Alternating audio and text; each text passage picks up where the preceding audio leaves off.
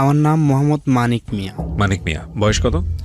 বয়স 21 বছর। 21 বছর। জন্ম জেলা কোথায়, মানে কোন জেলাটায় জন্মগ্রহণ করেছেন? আমার জন্ম জেলা হচ্ছে খাগড়াছড়ি পার্বত্য জেলা। পার্বত্য জেলা। আপনি এখন থাকছেন কোথায়? এখন থাকছি তেজগাঁও বেগুনবাড়িতে। বেগুনবাড়িতে। ওকে, তো মানিক, রাইট? জি, আমার নাম মানিক একেবারে মন খুলে, দিল খুলে মানুষের সাথে যেভাবে গল্প করে, হ্যাঁ, আড়স্যতা হওয়ার কোনো কারণ নাই। এখানে লাখ লাখ মানুষ শুনছে আপনাকে, সেটাও মাথায় রাখার দরকার নাই। আপনি আমাকে আপনার গল্পগুলো বলেন, কি ঘটেছে। হ্যাঁ, একেবারে ছোটবেলা থেকে, ব্যাকগ্রাউন্ড থেকে আমরা শুরু করি, শুনি। জি বলুন প্লিজ। আমি যখন বুঝতে শিখেছি তখন থেকেই আমার মা এবং আমার বাবাকে দেখেছি, মানে তাদের মধ্যে তেমন একটা মিল নেই। কি করতো আপনার বাবা? আমার বাবা আমার মাকে খুব মারতো, খুব টর্চার করতো। পেশায় কি করতেন? পেশায় আমার বাবা ছিলেন পাহাড় থেকে গাছ কেটে এনে, আপনার ওই গাছটা কেটে করাত দিয়ে চিড়ে যে কাঠটা বের হতো ওই কাঠটা বাজারে এনে বিক্রি করতো। ওই টাকা দিয়ে আমার বাবা সংসার চালাতো। মানে কাঠুরে বলা চলে কাঠুরে। তারপরে আবার পাশাপাশি কৃষিকাজও করতো। হ্যাঁ, ওটা করতো। ওকে। তো তখন থেকে আমি আমার বাবা আমার মাকে এরকম দেখতাম। তারপরে আমার মাকে দেখতাম যে আমার মা মানুষের বাড়িতে কাজ করে, তারপরে মানুষের খেতে কাজ করে, এরকমটা দেখতাম আমি। তো আমাদের খাগড়াছড়িতে তামাক আবাদ হয়, ওই তামাক খেতে আমার মা কাজ করে, তামাকের চুলা লেপে দেয়, মানে যাবতীয় কাজগুলো করতে পারে আর কি, মহিলারা যে কাজগুলো করতে পারে, জি, ওই কাজগুলো আমার মা করতো। আচ্ছা। তো আমি তখনও স্কুলে পড়তাম না, তখন থেকে আমার মনে আছে, মোটামুটি আমার খুব ছোটবেলার কথা মনে আছে এখনো পর্যন্ত। আচ্ছা। আর আমার বাবার দুটো অভ্যাসই ছিল খারাপ বদভ্যাস, সেটা বদভ্যাসই বলবো আমি।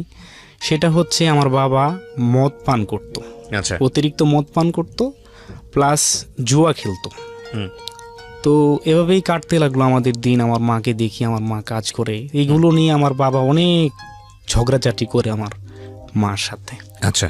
তো যখন আমি মোটামুটি স্কুলে যাই, কিন্তু স্কুলে ভর্তি হয়নি এখনো, তো আমার বাবা তো বলতে পারবো না, তখন বাবার কথা তেমন একটা আমার ছিল না। মাকে যখন বলি যে মা আমার তো স্কুলে ভর্তি হওয়ার জন্যে হেডমাস্টার আমাকে বলছে স্কুলে যাওয়ার জন্যে, তো আমার মা পাশের এক বাড়িতে, আমাদের আত্মীয়র বাড়ি, ওখানে আমার মা কাজ করত। তো কাজ করার পরে আমিও আমার মার কাছে গেছি। আমি একটু থামাচ্ছি আপনাকে, কয় ভাই বোন ছিলেন আপনারা? আমরা হচ্ছে 2 ভাই 2 বোন। তখন আমরা 2 ভাই ছিলাম শুধু, তারপর আমার বোন হয়েছে। আচ্ছা আচ্ছা, ওকে, ঠিক আছে, বলেন তো কাজের। হ্যাঁ, তারপরে আমি তখন স্কুল থেকে আসলাম, আসার পরে মাকে বললাম যে মা এরকম এরকম আমাকে হেডমাস্টার বলছে যাওয়ার জন্যে, আমি তো স্কুলে ভর্তি হতে চাই। তো স্যার বলছে যে আপনার ছেলেকে আমরা তো স্কুলে ভর্তি করাতে চাই, এখন আপনার ছেলেকে আপনি কি স্কুলে দিবেন? আমার মা বলছে ঠিক আছে দেন, সমস্যা নাই। তো যখন আমাকে স্কুলে ভর্তি করাতে চাইলো, তখন আমাকে ওই যে কানের উপর দিয়ে হাত ধরতে বলে। আচ্ছা, আচ্ছা, এভাবে হাত ধরতে বলে আমি একটু একটু ধরতে পারি। ও বলছে যে ও তো কানের উপরে হাত ধরতে পারে, ভর্তি করানো যাবে। তো তখনটা আমাকে ক্লাস 1-এ ভর্তি করানো হলো। 1-এ ভর্তি করানোর পরে তারপরে আমি ওইখানে স্কুলে যাইতে লাগলাম, আসতে লাগলাম। তখন থেকে আমার বাবা মা মানে দুজনেই লেখাপড়ার জন্য সাপোর্ট দিচ্ছে আমাকে। তো এভাবে করতে করতে যখন এই যে ক্লাস 5 পর্যন্ত চলে আসি, তখন আমার বাবা আমার মাকে বলে যে আমাদের তো এভাবে চললে চলবে না, একটু কিছু একটা করার জন্য দরকার। আচ্ছা, বাড়তি একটা কিছু করার জন্য বলছে যে যা কিছু আছে আমাদের বিক্রি করে আমরা পাশের একটা উপজেলা আছে খাগড়াছড়ি জেলার থেকে আর একটু আগে, চট্টগ্রাম থেকে যাওয়ার পথে, ওখানে হচ্ছে উপজেলাটার নাম হচ্ছে মাটিরাঙ্গা উপজেলা। তো মাটিরাঙ্গা উপজেলার ভেতরে তামাক চাষ আবাদ ওইখানে, আমাদের যেই দিনালা উপজেলার থেকে ওই মাটিরাঙ্গা উপজেলায় যায় মানুষ তামাকের আবাদ করে। আচ্ছা, ওখানকার জমি জমা কম দামে পাওয়া যায়, আর আমাদের এখানে জমি জমার দাম একটু বেশি। জি। তো ওখানটায় যখন তামাক চাষের জন্যে যাওয়া হয়, তখন আমার বাবা সকল কিছু বিক্রি করে দেয় আমাদের। মানে আমাদের তো ভিটা বাড়িও ছিল না, আমার দাদার বাড়িতে ছিলাম আমরা। জি। ছাগল ছিল, তারপরে ভাগে গরু নিয়ে আসছিল। তো ওই গরুটা বিক্রি করে কতগুলো টাকা পাইছে। টাকা পাওয়ার পরে ছাগলগুলো বিক্রি করছে, ছাগলগুলো আমাদের নিজের ছিল। আমার মা খাতা সেলাই করতো। আচ্ছা, মানুষের কাতা এনে এনে সেলাই করতো। ওই সেলাই করে করে যেই পয়সাগুলো পেত, তারপরে কাজ করতো টুকটাক, ওই পয়সাগুলো দিয়ে আমার মা এই ছাগল পালতো। আর বাবা ওই কাঠের কাজটা করতো? বাবা ওই কাঠের কাজ করতো। তো সংসার তেমন একটা চালাইতে পারতো না, ওই যে মদ খেতো আর জুয়া খেলতো। এটার জন্য আমার বাবা যখন এই জুয়া খেলতে চলে যেত, আমার মা অনেক দিন গিয়ে ঘুরে নিয়ে আসতে চাইতো, কিন্তু ওই কখনো আসতো না। আমার মাকে উল্টো আরো মারতো। তো মারার পরে তো আমার তো তখন তো ছোট ছিলাম, এগুলা ভালো লাগতো আবার তখন ভালো লাগতো না, এরকমটাই ছিল আর কি। তো ওই সময়টায় আমি এরকমভাবেই দেখতে লাগলাম। তো যখন ক্লাস 5-এ উঠলাম তখন থেকে তো মোটামুটি সব কিছুই আমি দেখতেছি। জি। তো আমার বাবা ওই সময় 2 বিঘা ধানের জমি করে, 2 বিঘার ভিতরে কিছু আবার ওই তরকারি লাগায়, করলা, তারপরে বরবটি, তারপরে পুঁই শাক, এগুলো লাগায়। আচ্ছা। তো লাগানোর পরে তো ওই সময় আমি ক্লাস 5-এ পড়ি। তো আমার সমাপনী পরীক্ষা চলে আসে, তখন কোরবানির ঈদের আগে সমাপনী পরীক্ষা শেষ। কোন ক্লাসের? তখন ক্লাস 5-এ। 5-এ, ওকে। তো এই তখনকার এই 5-এ পড়া অবস্থায় আমার বাবা ওই মাটিরাঙ্গাতে শিফট হলো। জি। মাটিরাঙ্গা তবলসরি ইউনিয়নে শিফট হলো, ওখানকার হচ্ছে বর্ডার এলাকা, ভারতের সীমান্তের পাশেই। জি। ওইখানে আপনার আমাদের তামাক আবাদ শুরু হলো। প্রথম বছর আমাদের 5 বিঘা জমি ওখানে, প্লাস আমাদের তামাক যে চুলা আছে ওই চুলা সহ 5 বিঘা জমি নিলাম আমরা। চুলা নিলাম হচ্ছে শেয়ারের মাধ্যমে, আরেকজন ছিল আমাদের সাথে। আচ্ছা। 2010 সালে আমি তখন ক্লাস 6-এ ভর্তি হব। তখন আমার বাবা বলতেছে যে মানিককে আর পড়ানো যাবে না। তো আমার বাবা বলতেছে যে ছেলেকে আর পড়ানো দরকার নাই, ছেলে আমার সাথে কাজ করবে। আমার মা বলছে যে না, ছেলেকে আমি আমার শরীরে রক্ত বিক্রি করে হলো পড়াবো, আমার শরীরে চামড়া যদি বিক্রি করতে হয় আমি চামড়া বিক্রি করে পড়াবো। আমার মা আমাকে এই কথাটা বলে সাপোর্ট দেওয়ার কারণে আমি ক্লাস 6-এ তখন ভর্তি হতে পারছি। আচ্ছা। তো বাবা বলছে যে এত যখন আচ্ছা যাক ভর্তি হোক, দেখি কিরকম পড়ে। তো আমাকে ভর্তি করানো হইলো। ভর্তি করে তখন আমি পড়তে লাগলাম। ভর্তি করানোর পরে যখন আমি স্কুলে যাই তখন দেখা গেছে আমি সপ্তাহে 1 দিন বা 15 দিনে 2-3 দিন স্কুলে যেতাম, আর পুরো সপ্তাহে বাড়িতে কাজ করতে হইতো। তখন আমি তো মোটামুটি তেমন একটা বড় হই নাই।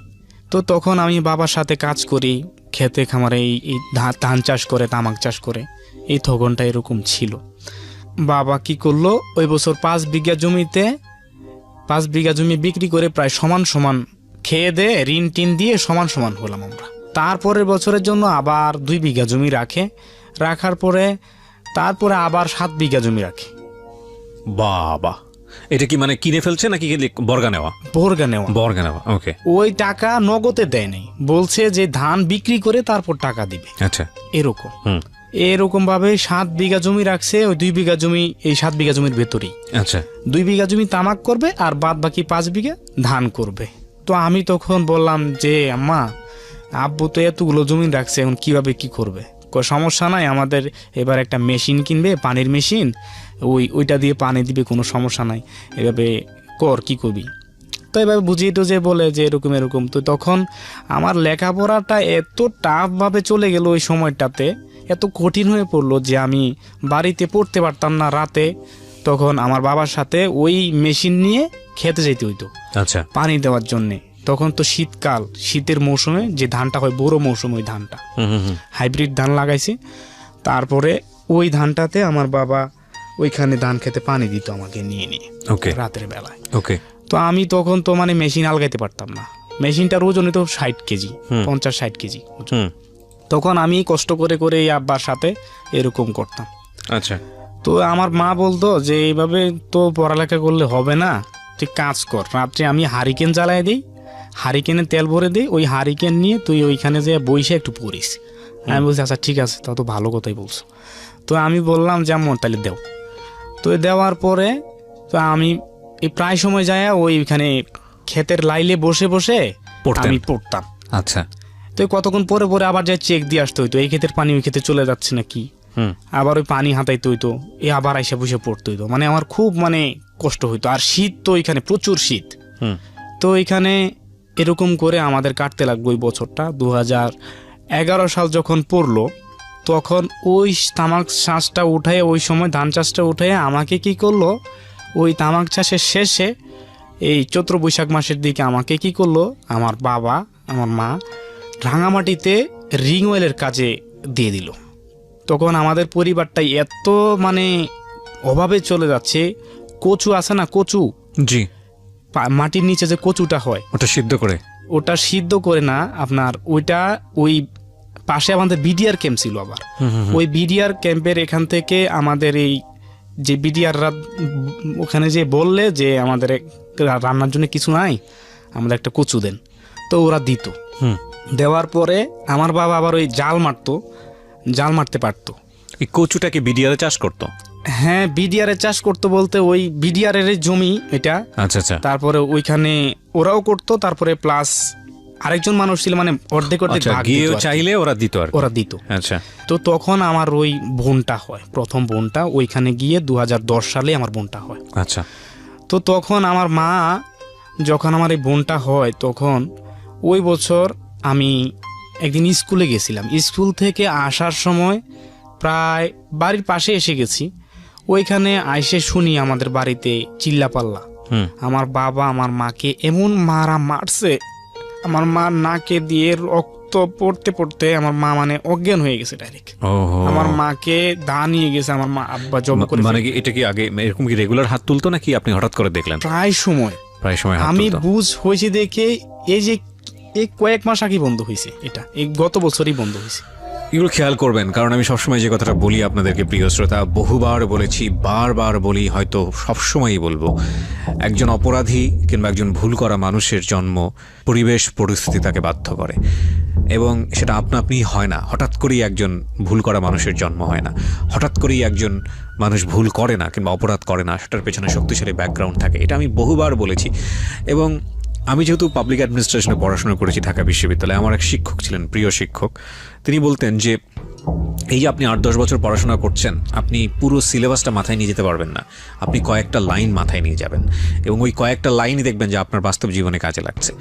তো আমার কাছে মনে হয় যে 8-10 বছর এই যে লাইফ রিয়েলিটি যে শোগুলো করেছি, সেখানে কয়েকটা লাইন আপনাদের মাথায় আমি দিতে পেরেছি বারবার বলে।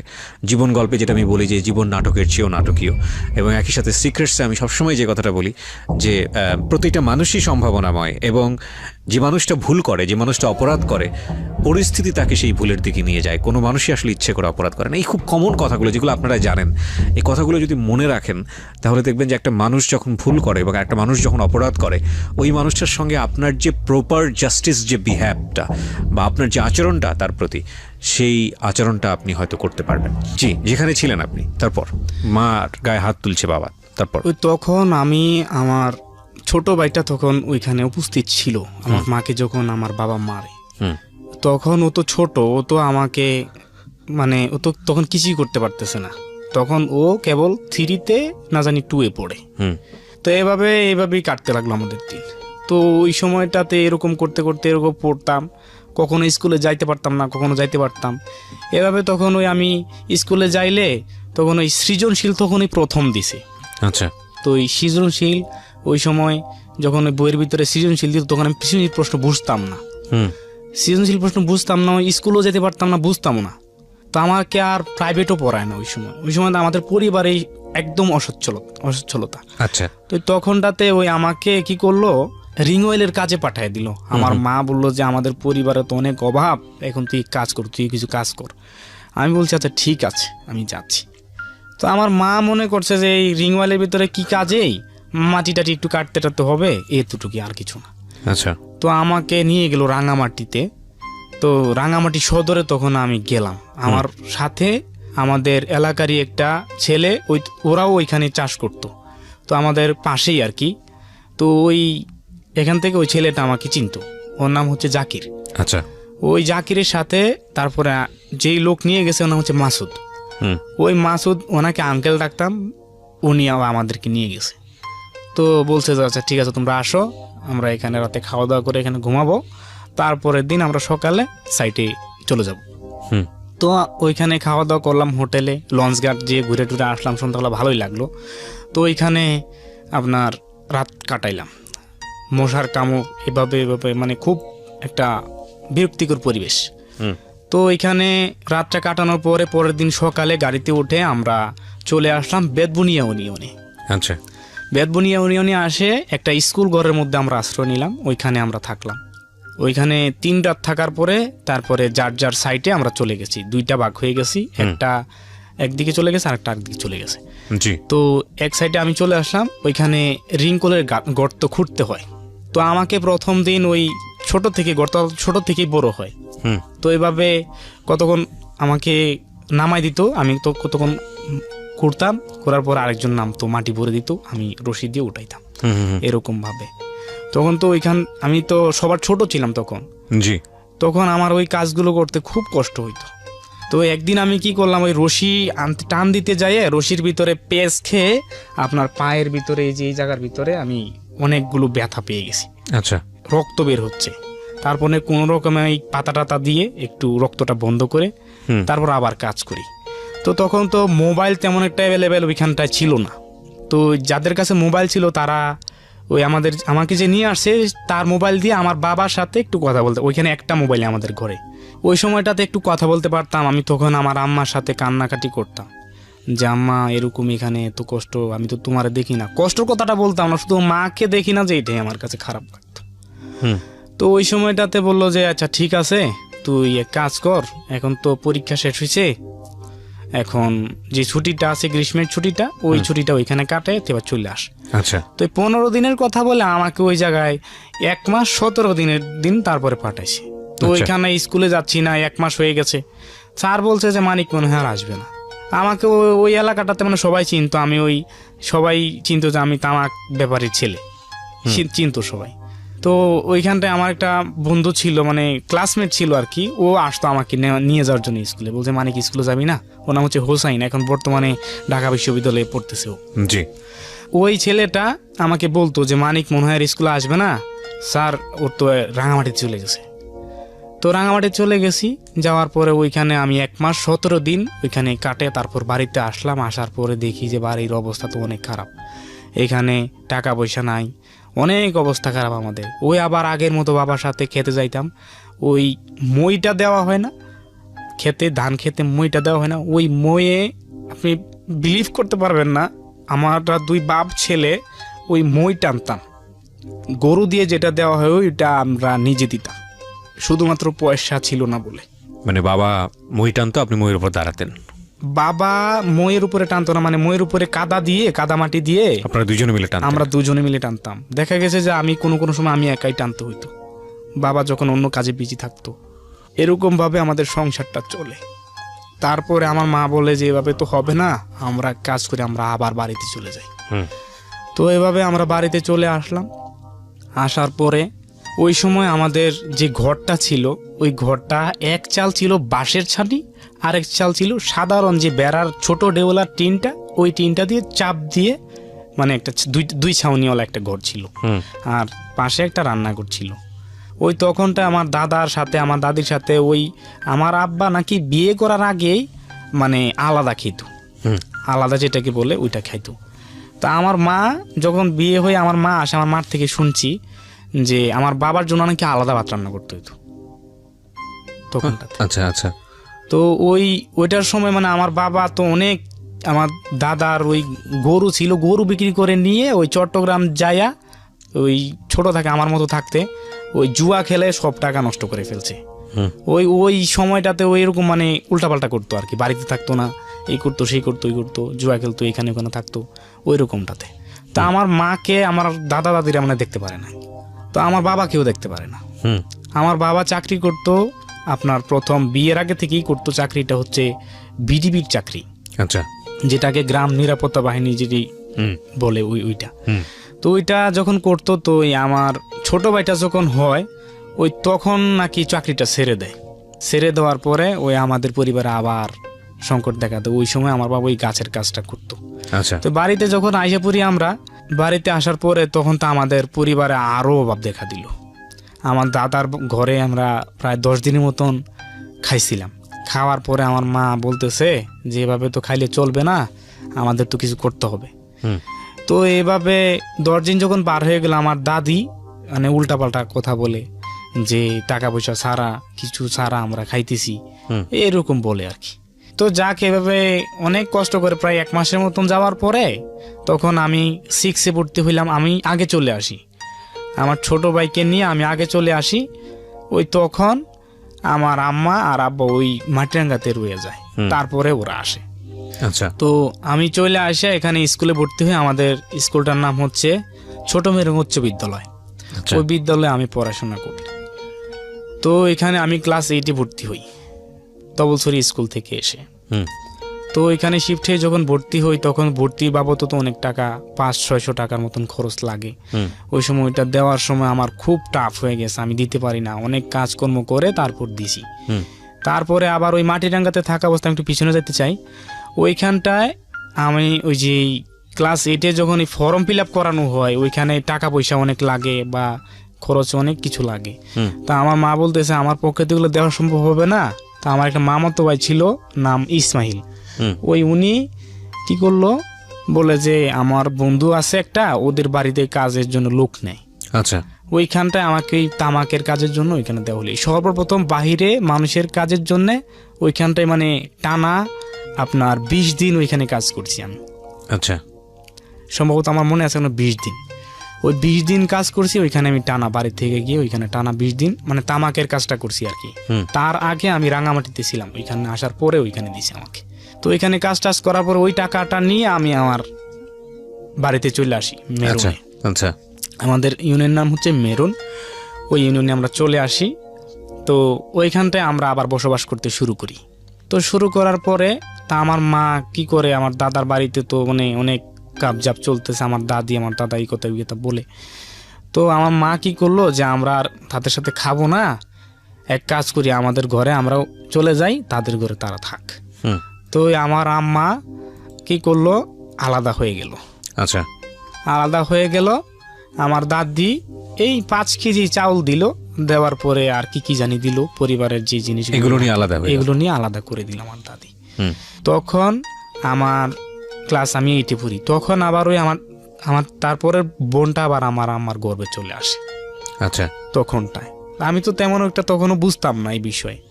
হুম তারপরে আমার আম্মা যখন ওই আমার বোনটা, ছোট বোনটাকে রেখে যখন কাজ করতো, তখন আমার আম্মা মানে খুব পরিশ্রম করে ফিরে আসতো। ওই মাঝে মধ্যে দেখা গেছে আমিও কাজ করতাম আমার আম্মার সাথে, সপ্তাহে 5 দিন কাজ করতাম, 2 দিন স্কুলে যাইতাম। হুম এরকমটা ভাবে অনেক কষ্ট করে আমরা ওই বছর আমরা প্রায় 10 থেকে 15,000 টাকার মতো মানে আয় করি ওই তামাক চাষটার সময়। হুম তো তামাক চাষার সময় যখন আমরা আয় করি তখন ওই টাকাটা দিয়ে আমার আব্বাকে বলি যে আব্বা এখন কি করা যায়, আমাদের ঘরটা তো আবার বানানো দরকার, আমাদের ঘর দিয়ে পানি পড়ে থাকতে পারি না আমরা।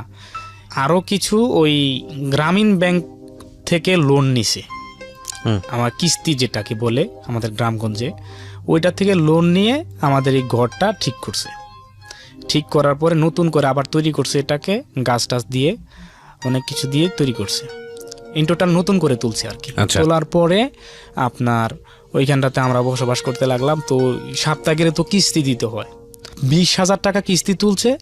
অ্যান্ড 20,000 টাকার থেকে আমার আব্বা নিয়ে প্রায় 10,000 টাকার মতন খরচ করে ফেলছে, ওই জুয়া খেলে খেলে শেষ করে ফেলছে। তখন আমাদের আরও টাফ হয়ে গেল, আমাদের মাটিরাঙ্গা থেকে ঋণ মাথায় করে নিয়ে আসলাম আমরা, প্রায় 61,000 টাকা ঋণ মাথায় করে নিয়ে আসছি। ওই টাকাগুলো ওই বছর আপনার 20,000 টাকা ওই বছর আমাদের পরিশোধ করা হয়েছে, আরও 40,000 টাকা বাকি। এখন এই টাকাগুলো কি করে দিই, আমার আব্বা 1 টাকাও দেয় না, ওই কাজে গেলে যায়, না গেলে নাই, এই অবস্থায় থাকে। আমার আব্বা যখন ওই জুয়া টুয়া খেলতো, মদ টদ খাইতো, এই করার পরে আমার মাকে আবার মারতো। আমার এই কথাগুলো মনে হলে জানেন স্যার, আমার এখনও মানে অনেক কষ্ট মনের ভিতরে আসে। তো তারপরে এই যখন এগুলো করতো, আমি বাড়ি থেকে যখন স্কুলে যাইতাম তখন আমার টিফিনের জন্য যে একটা টাকা দিবে আমাকে, সেটাও দিতে পারতো না আমার আম্মা। ওই সপ্তাহ 15 দিন পরে যখন দিত তখন ওই আমার আম্মাই দিত, আমার আব্বার কাছে আমি কখনো টাকা চাইতাম না।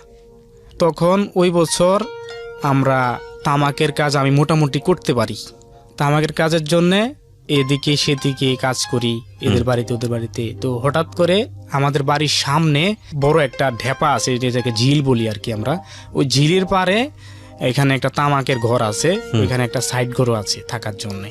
তো ওই মালিক, ওনার নাম হচ্ছে আব্দুল কুদ্দুস মিয়া। তো ওনাকে আমি আবার আঙ্কেল বলে ডাকি। ওনার ওইখানে প্রথম যে ওই দিন কাজ করি, কাজ করার পরে সপ্তাহে 1 দিন কাজ করতে হয়, মানে লোডের কাজটা, আর বিভিন্ন জায়গায় প্রতি সপ্তাহে করতে হয়।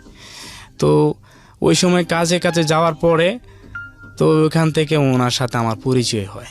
তো ওনাকে আঙ্কেল বলে ডাকি, উনি আমাকে খুব ভালোবাসে। আচ্ছা। তো চাষ শেষে উনি আমাকে ওই টাকাগুলো একসাথে দেয়, বলছে মানিক তোমাদের তো পরিবারের সমস্যা, তুমি টাকাগুলো একসাথে নিয়ে তোমার আম্মার কাছে দিও। তো ওই সময় ওই বছর আমাদের প্রায় অনেকগুলো টাকা একসাথে করি, আমরা প্রায় 8-10 হাজার টাকার মতন একসাথে করি। 13 সালে যখন ওই ইয়েটা করার পরে ওই বছর ওই আঙ্কেল তখন ওই বছর বিয়ে করে। বিয়ে করার পরে ওই বছরই আবার চাষের জন্য আসে এখানে, বলছে যে মানিক তুমি কি জমি রাখবা, তোমার তো এই অবস্থা, তোমরা কি জমি রাখবা? আমি বলছি আঙ্কেল আমার তো জমি রাখা দরকার, আমি তো না হলে কিছুই করতে পারবো না। তো আঙ্কেলে বললো যে আমার এখানে একটা উঁচু জমি আছে, আমার চুলার যেই কোটাটা আছে, যে ইয়েটা জমিটা আছে ওইটা তুমি রাখো। আমি বলছি আচ্ছা ঠিক আছে, আমি তো টাকা একসাথে দিতে পারবো না, কাছে সমস্যা নেই, আমার আম্মাকে আমি বুঝে বলবো।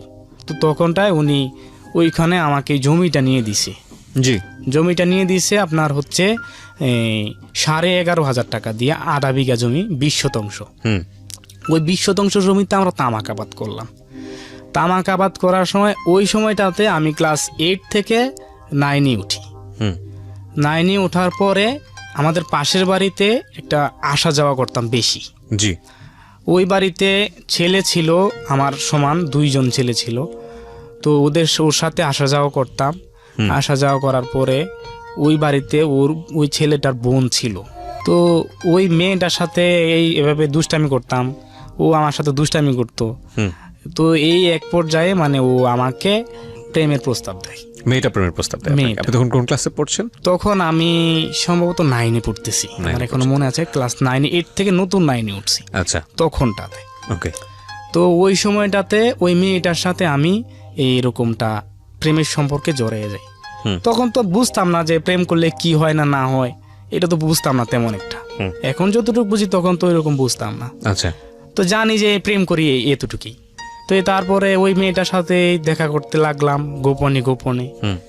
এই দেখা করে এই কথা বলি, মোবাইলে কথা বলি, এইরকমটাই চলছে। ওই মেয়েটা তখন প্রাইমারি স্কুলে পড়ে, ক্লাস 4-এ, মানে বয়স বেশি হয়েছে, কিন্তু ওরা ব্রাহ্মণবাড়িয়াতে ছিল। ওইখানে আবার ওদের মামার বাড়ির এখানে, নানার বাড়ি এখানে, ওইখানে চলে আসছে কাগড়াছড়িতে। তো ওইখানটায় ও তো বড়, স্কুলে গেলে ওরা সবাই বড় বলে। আচ্ছা। তো এইখানটায় ওর সাথে আমার প্রেমের সম্পর্ক হয়ে গেল। আমি তখন হাই স্কুলে পড়ে, ও প্রাইমারি স্কুলে পড়ে। তো যখন স্কুলে যেতাম আমি ওর পিছে যাইয়া দেখতাম, ওদের বাড়িতে যাইও দেখতাম। তো তারপরে ওই আমার আঙ্কেলের সাথে তো আমার খুব ক্লোজড। তো ওনাদের বাড়িতে আসি যাই, ওনারা জমিতে চাষাবাদ করে, ওইখানে আসে, ওনার বউকে নিয়ে আসছে। তো ওনার বউকে আমি আন্টি আন্টি ডাকতাম প্রথম। তো ওনারা খুব আমাকে ভালোবাসতো। তো ওই সময়টাতে মানে ওনাদেরকে আমি খুব ভালোবাসতাম। তারপরে আমার মা বলতেছে, ওই আমার আঙ্কেলকে বলতেছে, দেখো কুদ্দুস ভাই, আমার ছেলেটা তো এরকম এরকম কি বলতে কি বলে ফেলে, মা তো জ্ঞান বুদ্ধি একটু কম, তুমি তোমার সাথে আমার ছেলেটাকে একটু রাইখা ভালো একটু ইয়ে করাইও। বলছে আচ্ছা আপা ঠিক আছে, সমস্যা নাই। তো ওর যে ওই মেয়েটার ভাই, ও আবার মানে একটু খারাপ পথে চলতো, বিড়ি খাইতো, গাঁজাও খাইতো, মদও খাইতো।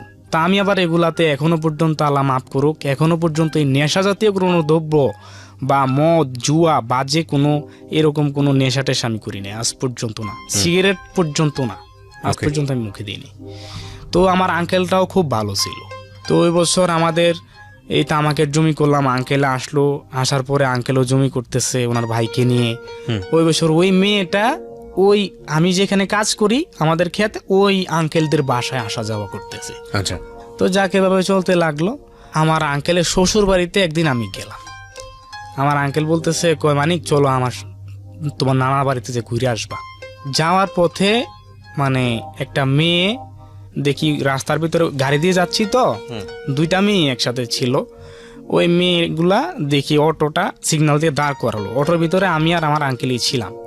তো ওই আমার আঙ্কেলের শ্বশুর বাড়িতে যাচ্ছি, যাওয়ার পরে ওই মেয়েগুলা স্কুলে যাইতেছে। তো স্কুলে যাইতেছে, আমরা প্রায় দুপুরের দিকেই, 11টা-12টার দিকেই হবে, ওই সময় আমরা যাচ্ছি। যাওয়ার পরে তো ওই মেয়ে দুটো উঠছে, ওঠার পরে পাশাপাশি মুখোমুখি হয়েই বসছে। বসার পরে তো আঙ্কেলকে বলতেছে, আঙ্কেল কেমন আছেন? তো আমি তো মানে টাস্কি লেগে গেছি, কি রে, এই মেয়ে ওনার চিনে। তো আমি আর কিছু বললেন, চুপ করে বসে থাকছি। তো এই যাওয়ার পরে ওনারা কিছুক্ষণ যাওয়ার পরে নেমে গেছে, আবার আমার আঙ্কেলের শ্বশুর বাড়ি চলে আসছে, আমরা নেমে গেছি। তো আমি জিজ্ঞাসা করলাম, রাস্তা যাইতে যাইতে বললাম, আঙ্কেল এটা কে? বলছে এটা আমার জেঠোসের মাইয়া, তোমার খালাম্মা লাগে। আচ্ছা। তো যাকে ভাবে আর আমি কিছু জিজ্ঞাসা করি নাই, ওইভাবে যাইয়া ওনার বাড়িতে প্রথম গেছি, মেহমান আপ্যান টাপ্যান করলো।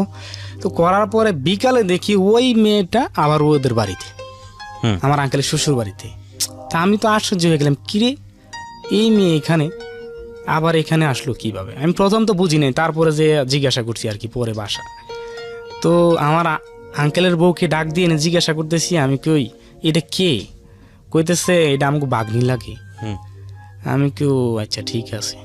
তারপরে আমি ওনাকে আর কিছু বলি নাই। তো ওই মেয়েটা আমার দিকে জানি কেমন তাকাই থাকে, আমি ওই মেয়েটার দিকে কেমন তাকাই থাকি। মেয়েটা খুব সুন্দর ছিল, মানে উচ্চলম্বা। তখন তো আপনি একজনের সঙ্গে সম্পর্ক আছেন? হ্যাঁ হ্যাঁ। থাকার পরও তো আপনি ওনার সঙ্গে তাকিয়ে আছেন? ওকে, তারপর? হ্যাঁ, এই তখনটার সময় আমি ওই মেয়েটার সাথে মানে তখনও মানে তেমন কথা হয় নাই, প্রথম কথাও হয় নাই। ও জিজ্ঞাসা করছে যে কেমন আছেন, উনি আবার বলতেছে যে এইটা কে? ওই মেয়েটা আবার বলতেছে আমার কথা যে এই ছেলে কে? এটা বলছে এটা আমার ছেলে। ও বাবা, এত বড় ছেলে আপনার? এরকম বলতেছে আমার আন্টির সাথে, মানে মস্টকারি করতেছে আর কি। বলতেছে আন্টি আপনি এত বড় ছেলে? কয় হ, আমার এত বড় ছেলেই তো। তো এরকমটা বলতেছে আর কি। তো এভাবে সবাই মানে হাসাহাসি করতেছে, মস্কারি করতেছে, এই অবস্থায় চলতেছে। তো বলছে যে আমাদের বাড়িতে চলেন ঘুরে আসি। তো আমার আঙ্কেলের সম্বন্ধী আমি আর আমার আঙ্কেলের বউ, তারপর ওই মেয়েটা। তো ওই মেয়েটা ওইখানটা ওনাদের বাড়িতে নিয়ে গেছে। তো ওদের বাড়ি তো বিশাল, মানে হাফ বিল্ডিং করতে, মানে 3 সিট বিল্ডিং ওদের বাড়িতে। ওদের পরিবেশ খুব ভালো। আচ্ছা, আপনার গার্লফ্রেন্ডের নাম কি ছিল ওই সময়, যিনি আপনার, যাকে আপনি লাভ করেন, তার নাম কি ছিল? ওর নাম মানে যেটা দ্বিতীয়বার ভালো লাগছে ওটার নাম হচ্ছে ফিরোজা, আর যেটাকে প্রথম ভালো লাগছে ওটার নাম হচ্ছে কুলসুম। ওটা কুলসুম নাম হচ্ছে আচ্ছা, ঠিক কুলসুম, আছে, সবাই ওকে। চেনে। তারপরে ও কি করে, আমার আঙ্কেলের ফোন থেকে আমার নাম্বারটা রেখে দেয়। আচ্ছা, ফিরোজা? হ্যাঁ হ্যাঁ, ওই নাম্বারটা রেখে দেয়। ওদের বাড়িতে ওদের বাড়ি থেকে আমরা চলে আসি। তারপরে আমরা পরের দিন চলে আসি। আসার পরে আমি বাড়িতে আসছি ওই দিন রাত্রে।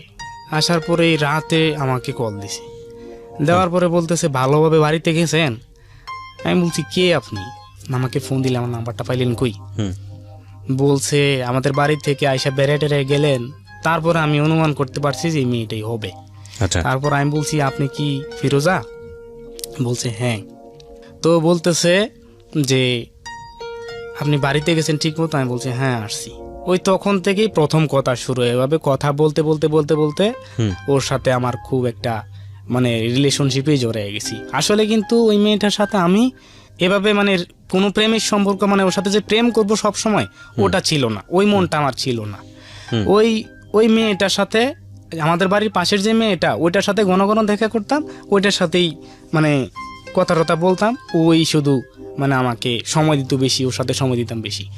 তো ওই মেয়েটার সাথে, যেটা আঙ্কেলের শ্বশুর বাড়ি এলাকার মেয়েটা, ওই মেয়েটার সাথে তেমন একটা কথা হয়তো মোবাইলে, আর দেখা তেমন একটা হইতো না, হঠাৎ যদি হইতো আর কি ওদের বাড়িতে গেলে। তারপরে আস্তে আস্তে আমি দুইটা দিকেই সমানভাবে যাইতে লাগলাম। মানে কুলসুম এবং ফিরোজা দুজনের সঙ্গে আপনি সমান তালে যাচ্ছেন, তাই কি? আচ্ছা, ওকে। তো ওই মেয়েটা একদিন আমাকে রাত 12টার সময় ডাকলো। কে? ওই কুলসুম। তখন আমার ছিল হচ্ছে স্ক্রিন টাচ ফোন, স্মার্টফোন ছিল ওই সময়টাতে। তো ওই ফোনটা তখন আমি আমার আঙ্কেলের বউয়ের কাছে দিয়ে চুলার ভিতরে উঠছি। ও তখন কল দিচ্ছে, শুধু কল দিচ্ছে। তো কল দেওয়ার পরে এক পর্যায়ে আমার আঙ্কেলের বউ রিসিভ করে বলছে হ্যালো হ্যালো বলছে, ও কেটে দেয় লাইন। ও দেখে যে আন্টি ধরে কল, ওই কেটে দিছি। ওই তখনটাতে আমাকে ডাকছে, ডাকার পরে আমি ওই দিন রাতে ওইখানে গেছি। যাওয়ার পরে বলতেছে আমাকে এত রাত তুই ডাকলি কেন? বলতেছে আপনার সাথে কুলসুম আছে। হ্যাঁ, ওকে। যাওয়ার পরে বলতেছে যে আপনাকে আমার মানে খুব মনে চাইছিল আপনাকে দেখার জন্য, আমি এলে আপনাকে ডাকছি। তা আপনি আমাকে বিয়ে করতেন না? আমি বলছি হ্যাঁ করবো। মানে ওকে মিথ্যা আশ্বাস দিচ্ছি আর কি। এখন আমি বলতেছি যে আমার তো এখন বিয়ে করার বয়স হয় নাই, আমি তো করবো, একটু সময় দে আমাকে। আপনাকে তো সময় দিতেছি আমি, এখন আপনি কিছু একটা করেন। আমি বলছি দেখ আমার তো এখন কিছুই নাই, আমাদের এখনো বাড়ি ভিটাটাই নাই, আমি তোরে বিয়ে করে কই নিব, এটা বলতে মানে এরম মানে দেখাচ্ছি আর কি, এই সমস্যা ওই সমস্যা দেখাচ্ছি। তো যাক, এক পর্যায়ে ওইদিকে ওর সাথে দেখা করি, কথা বলি, এই অবস্থা আর কি। মানে ওর সাথে হাতাহাতি মস্কারি, মানে ওই নির্জন জায়গায় নিয়ে গেলে মানে এভাবে কোনো শারীরিক সম্পর্কের মধ্যে আমি ওর সাথে জড়াই নেই। তো এটার পরে তারপরে আমি ওর সাথে এরকম করতে থাকি। তো প্লাস এই ফিরোজার সাথে আমি সব সময় দেখা করি না, ওই কুলসুমের সাথে দেখা করি। তো ও কিন্তু আমাকে অন্ধের মতোই বিশ্বাস করে ফিরোজা। ও আমাকে সব সময় বলে যে আপনি কষ্ট করেন, লেখাপড়া করেন, কাজ করেন, সব সময় তো আমার সাথে দেখা করতে পারেন না, কথাও বলতে পারেন না।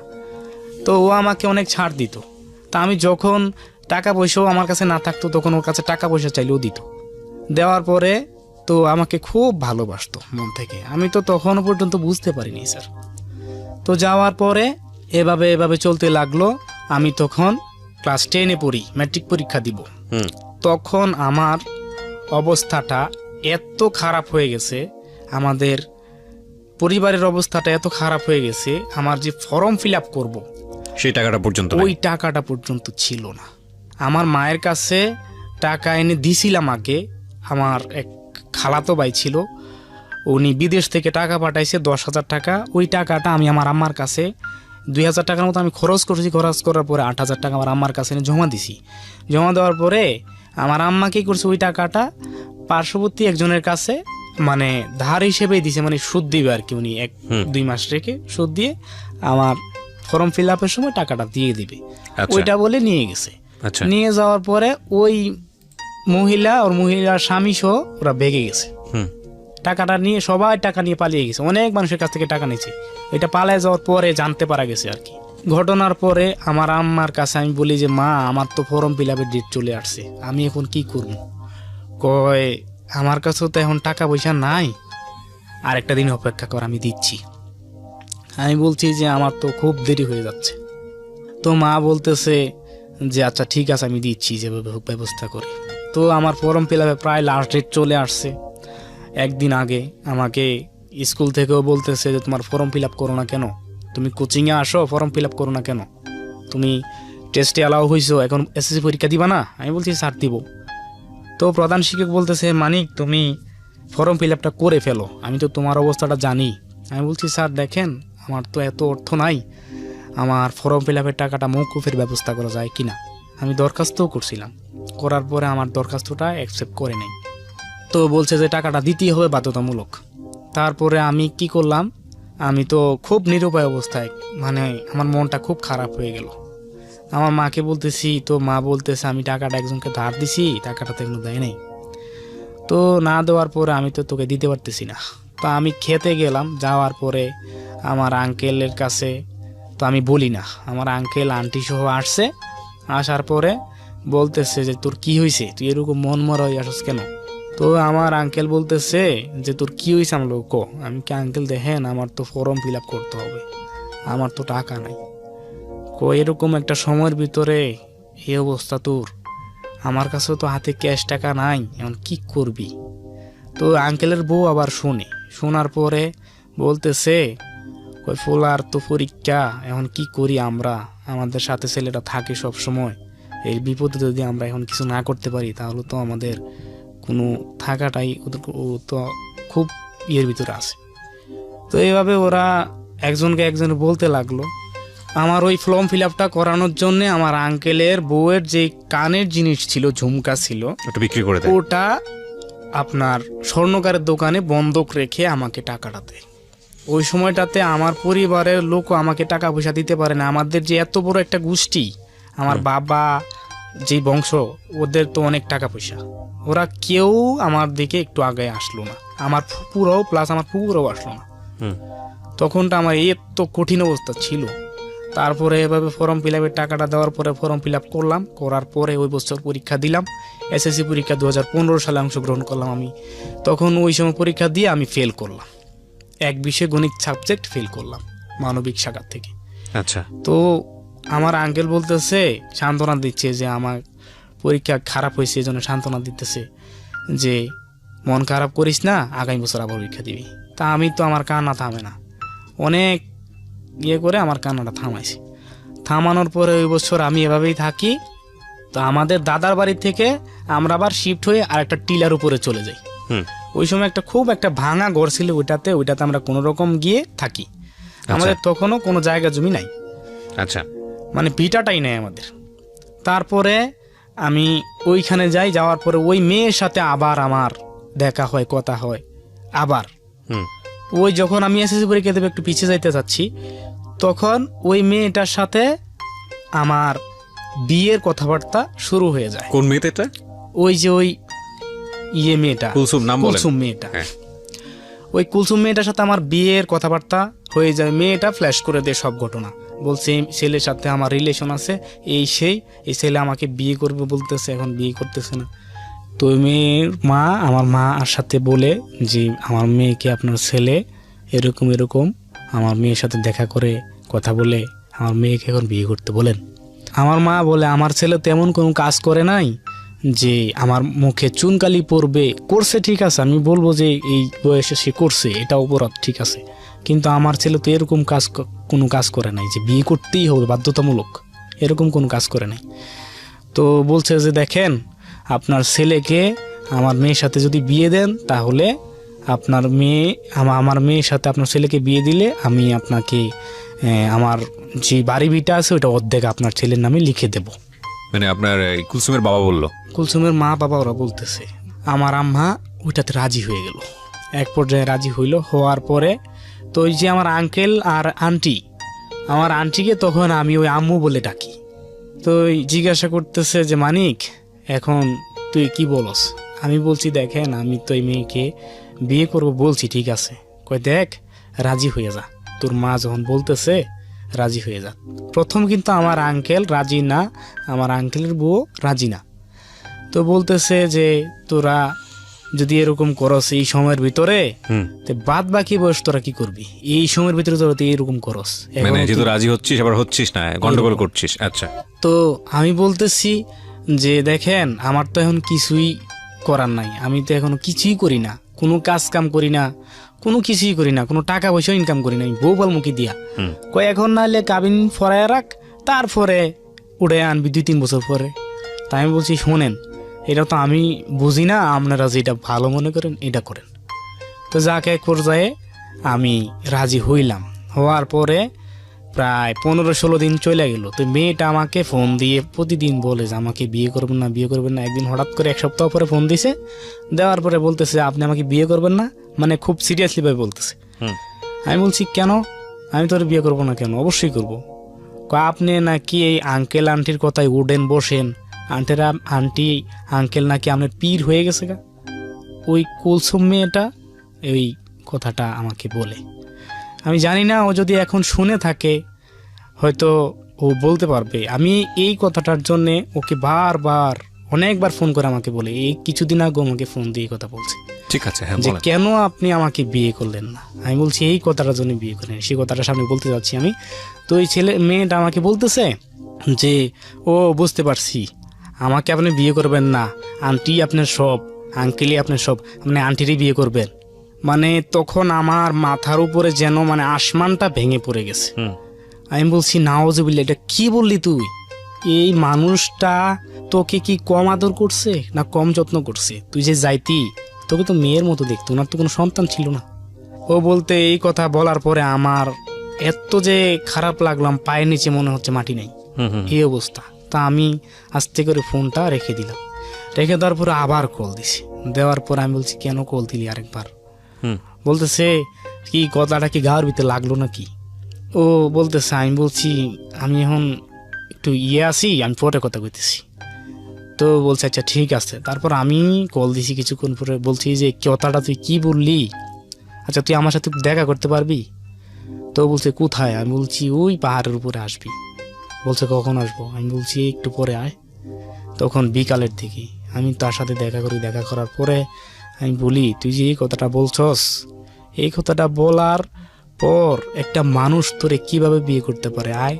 তা আমি বলছি দেখ, তোকে আমার বিয়ে করা সম্ভব না, আমি তোকে বিয়ে করবো না করবোই না, তোর সাথে আজকের থেকে আমার কোনো সম্পর্ক নাই। তারপরে এটা বলার পরে আমি চলে আসি। চলে আসার পরে ওর সাথে আমার সাথে কন্টিনিউ যোগাযোগ বন্ধ। ও আমাকে ফোন দেয়, আমি রিসিভ করে না, কেটে দিই। তো আমার আঙ্কেল আন্টি বলতেছে যে কি মানিক, এই অবস্থা, তুই এখন কি বিয়ে শাদী করবি না? আমি কি না, অসম্ভব, বিয়ে করবো না। হেদিন তুই বলি বিয়ে করবি? আমি বলছি না, অসম্ভব, আমি বিয়ে করবো না। কি লেগে বিয়ে করবো? আমি কি অসম্ভব কথা, আমি এই মেয়ের বিয়ে করবো, কি সমস্যা?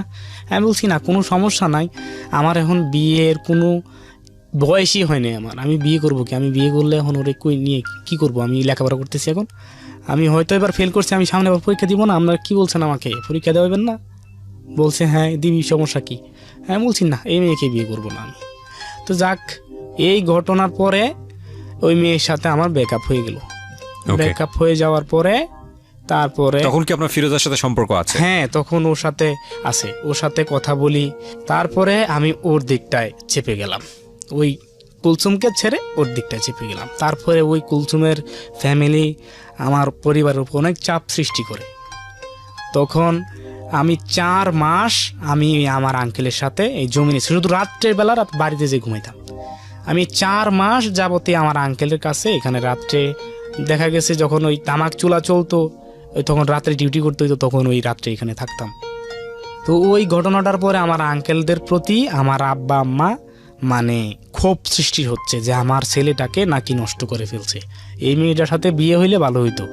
তো এক পর্যায়ে মানে আমাদের বাড়ির থেকে আমার আঙ্কেলের চুলা পর্যন্ত আমাকে যেতে দিত না, বলতো যে ওইখানে তোর যাওয়ার নিষেধ সম্পূর্ণ। আমি বলছি না, অসম্ভব, আমি ওইখানে যাওয়া কখনো বন্ধ করতে পারবো না। ফিরোজা যে মেয়েটা, ওই মেয়েটার সাথে তো আমার কন্টিনিউ ভাবে দেখা হচ্ছে, কথা হচ্ছে, সবসময় ওই স্কুলে যাচ্ছে, যখন যে দিক দিয়ে পারছি দেখা করতেছি। ও আবার আমাদের স্কুলে মাস্টারটার নাম হচ্ছে চঞ্চল বড়ুয়া, ওই চঞ্চল বড়ুয়া মাস্টারটা কাছে ও প্রাইভেট পড়তো, ও সায়েন্সের ছাত্রী। ওই চঞ্চল বড়ুয়া স্যারটা সায়েন্সের স্যার, আমাদের স্কুলে পড়ায়। তো ওইখানে ওকে যায় যে আমি এই ওইখানে দেখা করতাম বা ওর স্কুলে দেখা করতাম। তো দেখি যে স্কুলে দেখা করলে মানুষ সন্দেহ করে, খারাপ বলে। তখন আমি ওর সাথে আর ওই স্কুলে দেখা করি না। ওর বাপ চাচারা ওইদিকে থাকে, বাজারে টাজারে, ওইখানে তো বাজার আছে একটা, ওইখানে থাকে। তো আমি দেখা করতে শুরু করি।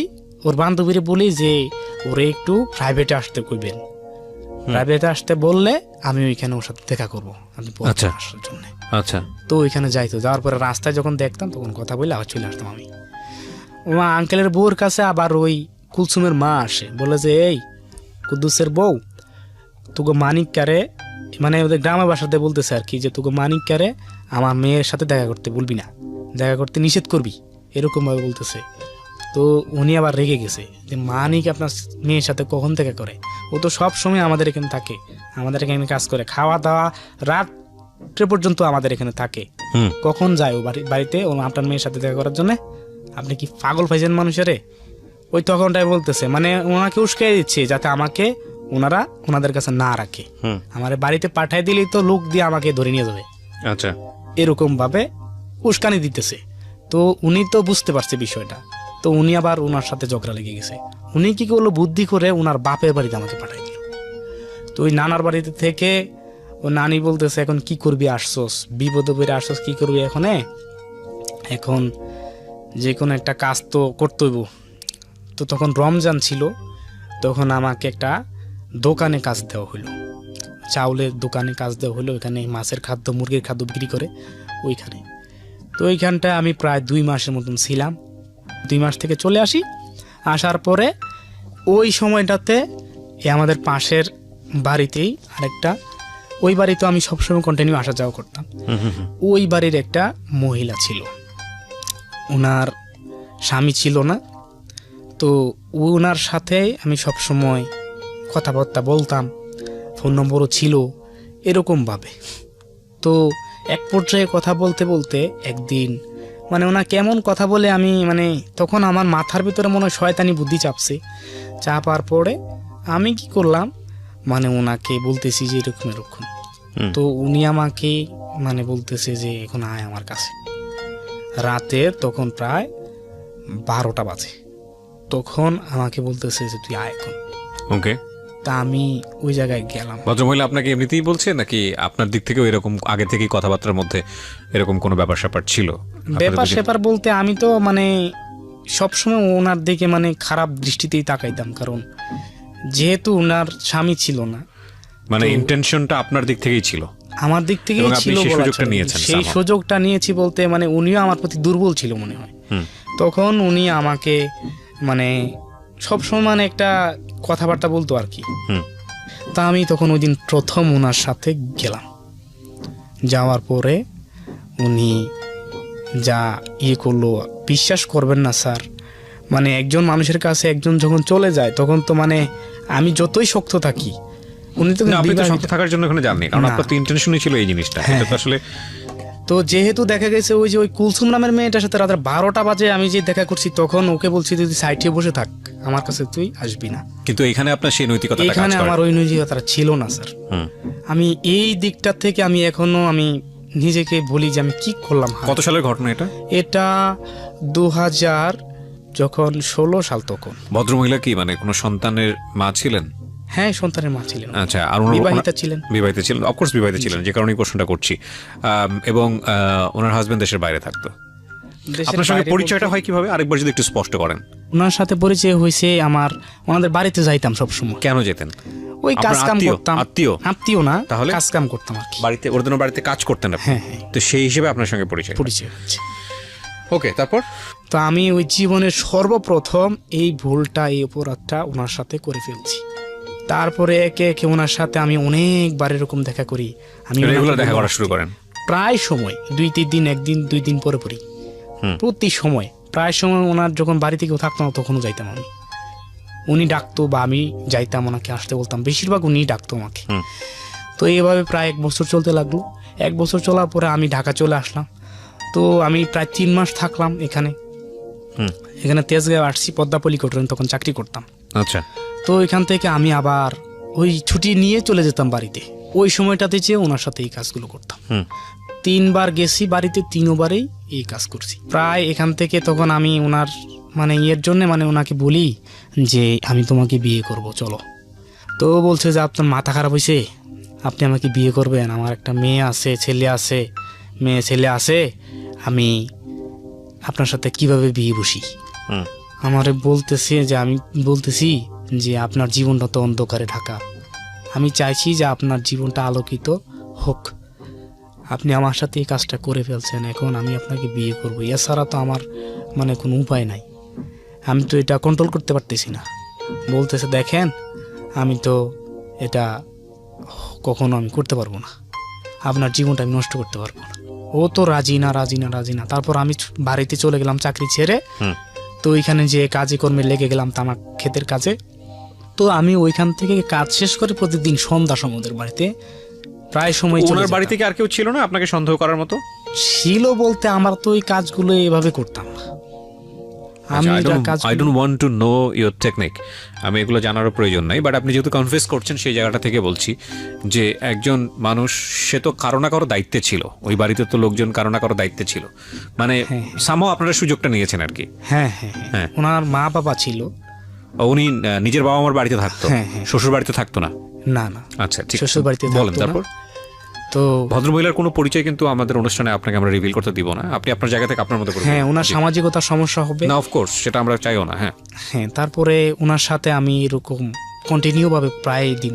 তারপরে হঠাৎ করে একদিন গেলাম, যাওয়ার পরে বলতেছে যে দেখ আমি তো এরকম মহিলাটার তোর সাথে এরকম একটা এই সম্পর্কে জড়াতে সমস্যা পারবো না। হয়ে গেছে। তাই আমি বলছি যে কেন? বলছে না আমার সমস্যা হবে। তো আমি ওনাকে বলি যে দেখেন আপনার সাথে তো আমি খুব খারাপ আচরণ করে ফেলছি, এতদিন এতগুলো দেন আপনি আমি তো বিয়ের অফার করেন। বিয়ের অফার করি তখন। তো যখন আমি ওকে বিয়ের প্রস্তাব দেই, দেওয়ার পরে তো রাজি হয় না। রাজি না হওয়ার পরে ও আমাকে বলতেছে যে এরকম এরকম তোমার জীবনটা আমি নষ্ট করে দেব। তো আমি তো ওকে ছাড়তেছি না, ওকে আমি জোর করে একদিন ডাকছি, ডাকার পরে ওর সাথে অনেক জোরাজোরি করি। করার পরে ও বলতেছে দেখেন আমি তো এখন আমার কাছে তো কোনো কিছুই নাই, আমি এখন আপনাকে কোনো কিছুই করতে পারবো না, আমি এখন আমার মতো থাকি, আপনি আমারে কোনো কিছু করতে বাধ্য করেন না, আমি বিয়ে করতে পারবো না, তো আপনার সাথে কোনো অনৈতিক সম্পর্ক করতে পারবো না। তো আমি এক পর্যায়ে ওনার কাছ থেকে চলে আসি। তো আসার পরে আমি মাঝে মধ্যে ওদের বাড়িতে যেতাম, উনি কথা বলতো না আমার সাথে, কেমন যেন মানে আগের থেকে এড়িয়ে এড়িয়ে চলতো। চলার পরে ওনাদের বাড়ি কেউ কথা বলতো না, এড়িয়ে এড়িয়ে চলতো আর কি। তো এখানটা একটা সমস্যা, ওনার ভাবির সাথে আমার একটু সমস্যা হয় একটা কথা নিয়ে। আমি একটা বাজে কথা নাকি বলছি বাজারে দোকানে গিয়ে, এই কথাটা আমি কিন্তু বলি নাই। পরে ওরা বুঝতে পারছে কিনা এখন আমি জানি না, কিন্তু এই কথাটা আমি বলি নাই। এই ভুল কথা মানে কথাটার জন্য ওর ভাবি আমার সাথে এত খারাপ আচরণ করছে। আমি ওরে বলছি যে দেখেন আমি এই কথাটা বলিনি, আপনি কেন বললেন এই কথাটা আমার নামে? আর যাকে বলছি সে তো বলতেছে না যে আমি ওর সাথে যে এই কথাটা বলছি। আর আপনি যদি এই কথাটা তার থেকে শুনে থাকেন তাহলে তার সামনে যাইয়া আমাকে শহর নিয়ে ওর সাথে কথা বলান। যদি ও বলতে পারে যে আমি বলছি, তখন আমি আপনি যা শাস্তি দিবেন, আমি যদি না বলে থাকি তাহলে আপনি আমাকে সাজা দিন। এই কথাটা আমি ওই ঘটনাটার প্রেক্ষাপটে আমি ওদের সাথে বাড়িতে গেলে ওরা আমার সাথে কোনো কথাবার্তা বলে না। তো এক পর্যায়ে আমি বুঝতে পারার পরে আমি আর ওদের বাড়িতে যাই না। তো আমি এক পর্যায়ে ওই সময় তামাক সিজন শেষ হয়ে যায় ওই বছরে, যে গত বছরের কথা বলতেছি 2017 সালে, আমি আবার রাঙামাটিতে চলে যাই। রাঙামাটিতে চলে যাই ইটের সোলিংয়ের কাজ করে, ওই ইট সোলিংয়ের কাজে চলে যাই তামাক কাজ শেষ করে। তো ওইখানটায় গিয়ে ওকে ফোন দিই, দেওয়ার পরে ও তো ধরে না। তারপরে আমি ওর সাথে কন্টিনিউ বাবু তো যোগাযোগ করতে পারতেছি না, সব যোগাযোগ বন্ধ। তো এরপরে ওর ভাবির সাথে আবার এই কথা নিয়ে আবার আমার মানে মনের ভিতরে প্রশ্নের জায়গা বাসাই বাড়তে লাগলো যে আমি কথাটা বলি নাই, ওর শ্বশুরকে কথাটা জানাইলো, ওর শ্বশুর অনেক কথাই বললো, এরকম করতেছে কেন? আমি আবার ওকে জিজ্ঞাসা করব কেন ওনার শ্বশুরকে কথা বলা হয়েছে। উনি তো বলছে যে ওনার শ্বশুরকে না বলতে বা অন্য কাউকে না বলতে এই ঘটনাটা নিয়ে, আর যাতে কোনো বাড়াবাড়ি না করা হয়। মানে উনি ওনার শ্বশুরকে বলে দিয়েছে আপনাদের বিষয়টা? ওকে।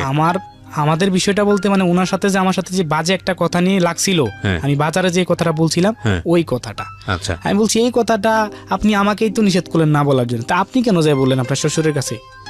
ফোনের ভিতরে অনেক ঝগড়া করছে। ঝগড়া করার পরে আমি এক পর্যায়ে মানে সব কিছু মানে ওনার সাথে করে দিই। আমি বলছি যে দেখেন আপনার সাথে আমার আর কোনো কথাবার্তা বলার দরকার নাই। আপনি যে কথা বলছেন আমার সাথে, আপনার তো আমি জীবনে আর কোনোদিন মানে ক্ষমা করবো কিনা তা জানি না। আপনি এই কথাটা কেমনে বললেন? আপনাদের ভিতরে কোনো একটা কথা নিয়ে মনোমালিন্য হয় এরকম। ঠিক আছে। তারপরে ওই মেয়েটার সাথে, ওই মহিলাটার সাথে যে আমি বিয়ের প্রস্তাব দেই, ও আর আমাকে কোনো কথাই বলে না আমার সাথে। ওর সাথে কল দিলেও ধরে না। ওনার ভাবির সাথে যে কথাবার্তা নিয়ে আমার বাড়াবাড়ি হয়েছে, ওই সময় ওই মেয়েটার সাথে আমার বাড়াবাড়ি হয়েছে, যার সাথে আমার অনৈতিক সম্পর্ক হয়েছিল। তখন থেকে আর উনি আমার সাথে কথা বলে না। তা আমিও নিজের থেকেও খারাপ লাগে ওর সাথে যে কথা বলতে যাব এই কথার পরও, তখন আমি ওকে আর কল দেই না। তো হঠাৎ করে একদিন কল দিছি, তো কল দেওয়ার পরে মানে মিস কল দিছি, ও কল দেওয়ার পরে ও আবার ফোন ব্যাক করে বলতেছে কিরে তুই আমাদের মোবাইলে কল দিছিস কেন? আমি বলছি দেখেন আমার ফোনের তো ডিসপ্লে নাই, এই জন্য কলটা চলে গেছে। মিথ্যা কথা বলছি আবার। তো যাক, ওই সময়টাও দেখি ওনার মেজাজ খুব কড়া, আমার সাথে উনি খুব খারাপ আচরণ করে কথা বলে। তো তারপর কয়েকদিন পরে উনি শুনলাম নাকি বিয়ে করে ফেলছে। ভদ্রমহিলা বিয়ে করে ফেলেছে? আচ্ছা ঠিক আছে। ওই ভদ্রমহিলাটা বিয়ে করে ফেলছে। তারপরে ওনাকে তখনই আমি কল দিলাম। এদিক থেকে তো একটা চাপ ওনার কাছে থেকে আমি খাইলাম যে ওনাকে বিয়ে করতে বলছি, উনি আমার সাথে বিয়ে করে নাই। আর প্লাস ওই তখনটাতে আমি খাগড়াছড়িতে চলে আসি। ঈদের ভিতরে আমি বাড়িতে চলে যাই। তখন ওইখানে যাইয়া আরেকটা ঘটনা ঘটে আমাদের বাড়িতে। সেটা হচ্ছে আমার বাবা আমার মাকে মানে খুব মারে। এই যে শেষ মারামারি আমাদের বাড়িতে আমার আম্মার সাথে, এই যে কিছুদিন আগের ঘটনা, এই প্রায় 10 মাস হলো। জি। এই ঘটনাটা হচ্ছে আমার মা টাকা রাখছিল 2000 টাকা। আচ্ছা। এই 2000 টাকা আমার মা এক জায়গায় রাখছে, ওইখানে টাকাটা খুঁজে পায় নাই। তো আমার বাবা নাকি ওই টাকাটা নিয়ে খরচ করে ফেলছে। ওই টাকার কথা যখন আমার মা আমার বাবাকে বলল, তখনই আমার বাবা আমার মাকে উল্টো পাল্টা কথা বলে এক পর্যায়ে মারধর করে। এমন মারধর করে মানে তারপরে মারধর করে চলে যায়। চলে যাওয়ার পরে এভাবে যাওয়ার পর আবার আসে তখন আর কোনো মারামারি নেই, কোনো কথা নাই, বার্তা নাই। আইসে আমার মাকে কেন কথাটা বলতো আমার খারাপ লাগতেছে যে আমার মাকে তালাক দিয়ে ফেলছে, এরকম কথা বলতেছে। মুখ থেকে তালাক দিয়ে মুখ ফেলেছে। থেকে তালাক দিয়ে ফেলছে, হুম এরকম কথা বলতেছে। এই কথাটা বলার পরে আমার আব্বা চলে গেছে। হুম চলে যাওয়ার পরে তারপরে তা আমার দাদাকে আমার দাদিকে আমার আম্মা ঢাকায় নিয়েছে, বলছে যে আপনার ছেলে আমাকে এই কথাটা কেন বললো। আমি এত বছর সংসার করে আসতেছি, আমার সন্তানগুলো এত বড় হয়েছে, আমার 2টা মেয়ে 2টা ছেলে, এখন এই কথাটা কেন বললো। আমি বাড়িতে গিয়ে তারপরে শুনি। আমি তখন খাগড়াছড়িতে ছিলাম, কাজ করে এসে খাগড়াছড়িতে ছিলাম, ওইখান থেকে বাড়িতে যাবো ঈদের সময় তখনটায়। হুম। এই কথাটা উনি তখন আমার মাকে বলে ফেলে। আচ্ছা। তো তারপরে ওইটা বলার পরে আমার মা রোজার ঈদের পরের দিন ঢাকায় চলে আসে। এই যে গত রোজার ঈদের পরের দিন ঢাকায় চলে আসে, আসার পরে এখানে বসবাস করতে শুরু করে। তা আমি তখন ওইখানে একা, আমার ছোট ভাইটাও ওখানে ছিল। তো ওখানে ও পরীক্ষা দিবে, ও লেখাপড়া করতেছে, আমার দাদার বাড়িতে থাকে। প্রথমে আমাদের বাড়িতে ছিল, যখন একা লাগে ভালো লাগে না তখন আমার দাদার বাড়িতে চলে আসে। আচ্ছা। তা আমার বাবা ওইখানে থাকে।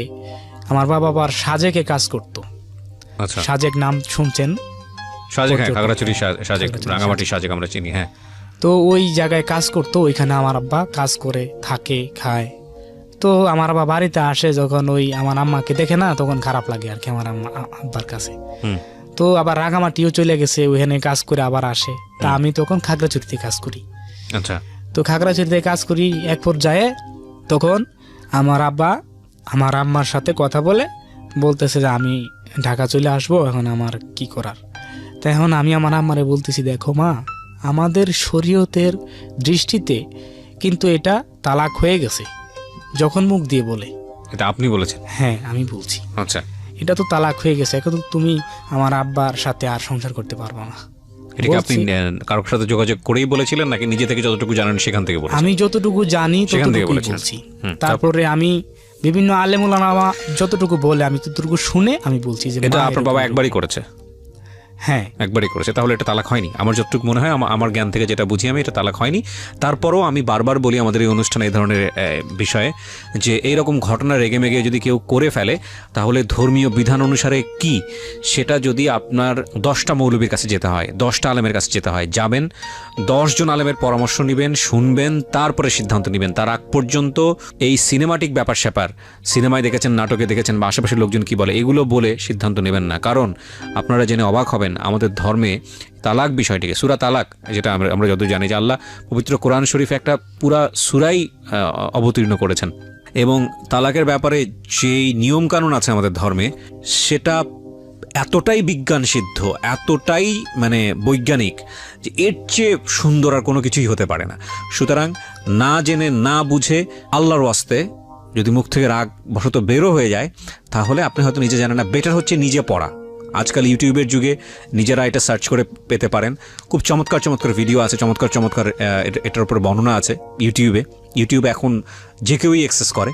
যদি না পারেন তাহলে অন্তত 10 জন মৌলবীর কাছে যাবেন, একজনের কাছে না, গিয়ে দেখবেন যে সবার কথা অনুসারে কোনটা বেস্ট, তারপরে সিদ্ধান্ত নেবেন, তার আগ পর্যন্ত না। জি বলুন, আপনি আপনার মাকে যেটা বললেন। তারপরে আমার মাকে বললাম, তো আমার মা বললে, দেখ তোর বাবা বলতেছে যে না এটা হয় নাই তালাক, হুজুরের কাছে গিয়ে বলছে যে হয় নাই তালাক এটা। আমি বলছি, দেখো আমি যতদূর জানি শরীয়তের বিধানে 1 তালাক 2 তালাক 3 তালাক বললেই তালাক হয়ে যায়। তোমাকে তো এটা বলে ফেলছে, তুমি বলছো। 2 জন সাক্ষী ছিল সামনে, 2 জন মানুষও ছিল, তারা তো এটা মিথ্যা বলবে না, আর তুমিও তো মিথ্যা বলতেছো না যেহেতু তোমাকে বলছে। তো বলতেছে যে না এটা তো সমাধান হয়েছে।